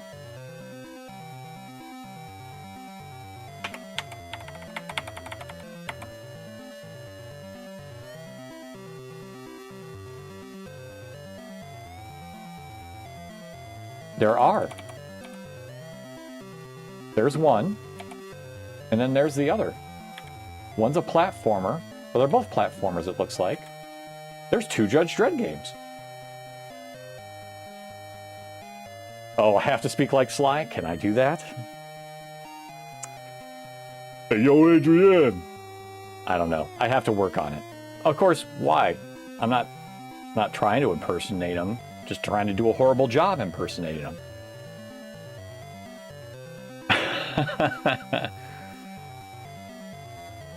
Okay, let's add the Judge Dredds. Why not? There's two of them.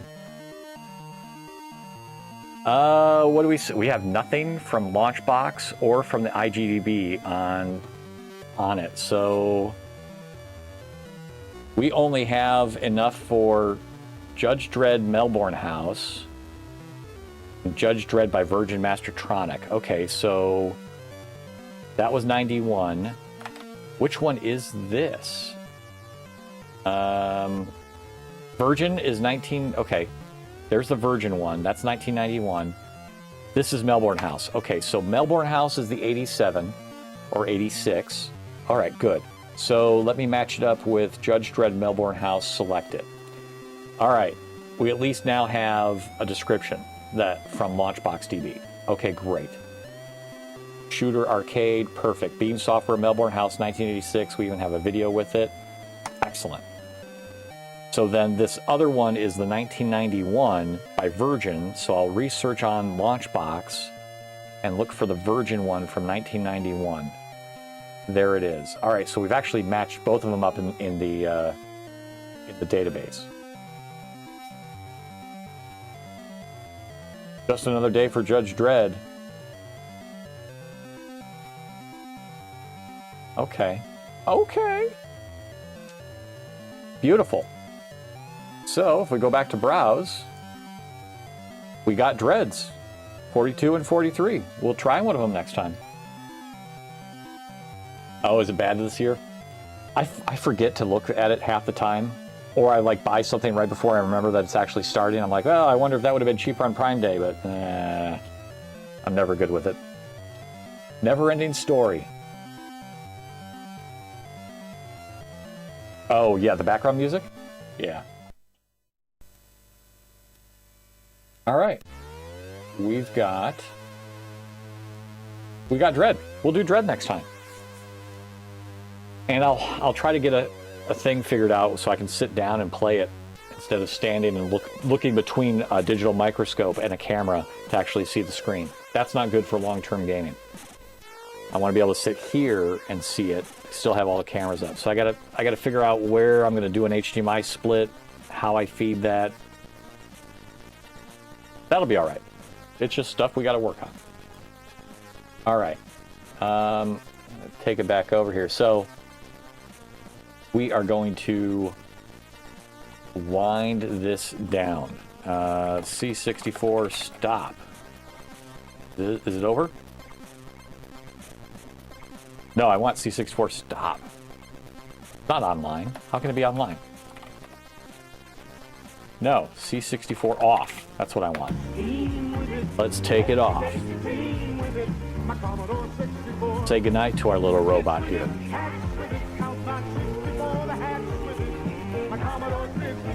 64K memory at a price that will put a computer in every home, business, and school years before anyone ever dreamed.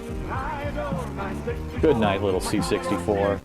In a world of fun and fantasy and ever-changing views and computer terminology, Commodore reviews. Are you keeping up with the Commodore? 'Cause the Commodore is keeping up with you. Are you keeping up with the Commodore? 'Cause the Commodore is keeping up with He you. did have a rough night. That poor little dude. Poor little dude. All right, speaking of nights, let's call ours. Thank you very much, everybody. This has been a pleasure. Thank you. My very first hype train. I've never had one of those before. Thank you for all the videos. Thank you for breaking my C64. The next stream will probably be Friday. I think I'm falling into a Tuesday-Friday schedule in general. I do plan on doing some weekend streams, but they're going to be more like, hey, I'm gonna have the Christoph IOTV on. You can watch some old retro shows, or you can queue up some demos while I work on something. Like, I got to clean this basement up a little bit, right? I got to organize inventory. So those are going to be more like really low key, super low key on the weekends if I do any weekend streams. But yeah, I'll probably be back on Friday night. I anticipate to be back on. Now and then I might mix some of that Dune in there because I'm doing that with my dad. But ideally, I want to keep the streams fairly retro-oriented. I know Dune's not an exciting thing, but if I'm not able to play Dune with him in other parts of the week because I'm busy with work, I got to do it at some point. So, you know, we'll see how that goes. I prefer to keep this stuff retro as much as possible. Yeah, I mean, we'll play missions now and then on Dune Awakening, but it's such a diversion from doing this retro talking, right? And trying these old games out and looking at old circuit boards or whatever it is, right? So, you know, I still might do it now and then, but I prefer to have the streams be retro oriented for the most part. But yeah, if I do like a cleaning stream, like I know Saturday I'm doing Father's Day with my dad because we didn't do it last weekend. Hi, Luna. You want to say goodnight to peeps? Yeah, hi. Because of just scheduling.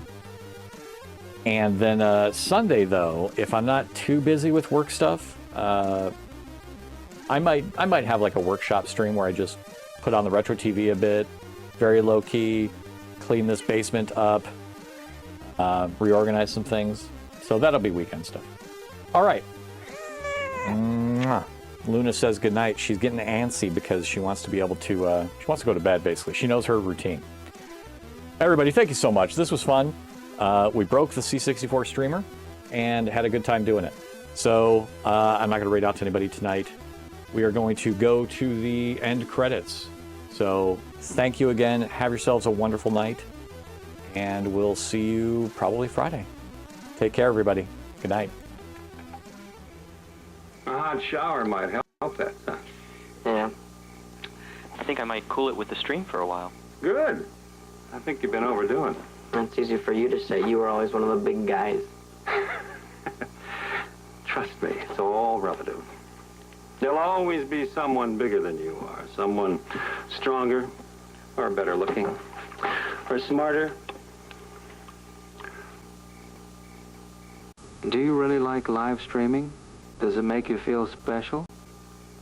Well, yeah, if I'm being honest, it does. You're growing up. Point is that you don't look to other people for your self-esteem. You can earn respect from other people, even admiration or praise, but it won't mean anything to you if you don't respect yourself.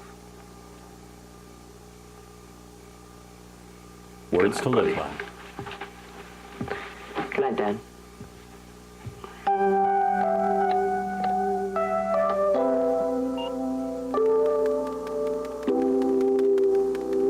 Good night, Triple F. Good night, Mountain. Good night, 86 Carrara.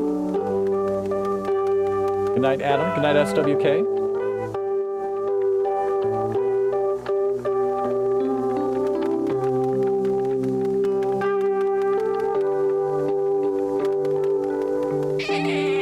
Oh, Luna says good night.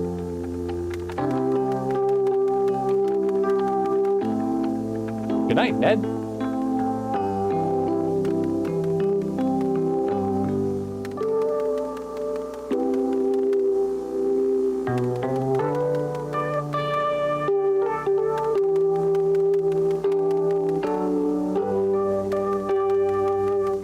Thank you, Jay Hobo, for your wonderful comedic comments as always. Especially with that Christmas demo. Woo. Casual, I missed you. I missed the chat. Oh my. I'm sorry, Casual.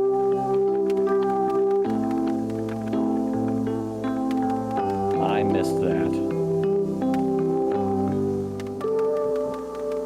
Reboot, I think I saw you. Hello, Reboot. Welcome, Reboot. Thank you, Drew. Thank you, Droogie. I at least acknowledged you. I did see you. Too much flying by.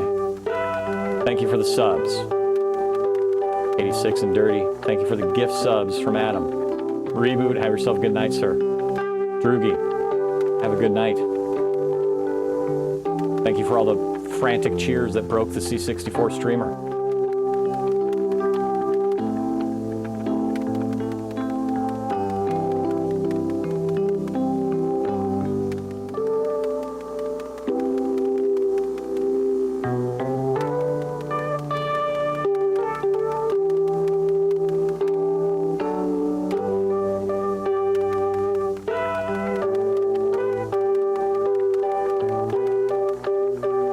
Did have plenty of check-ins on the C64 tonight. That worked out well.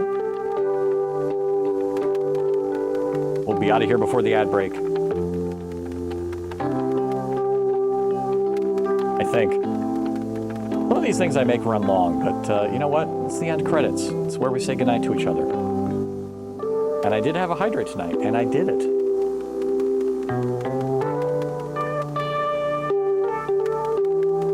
All right. There it is. What a great recap. Thanks, everybody. Sweet dreams.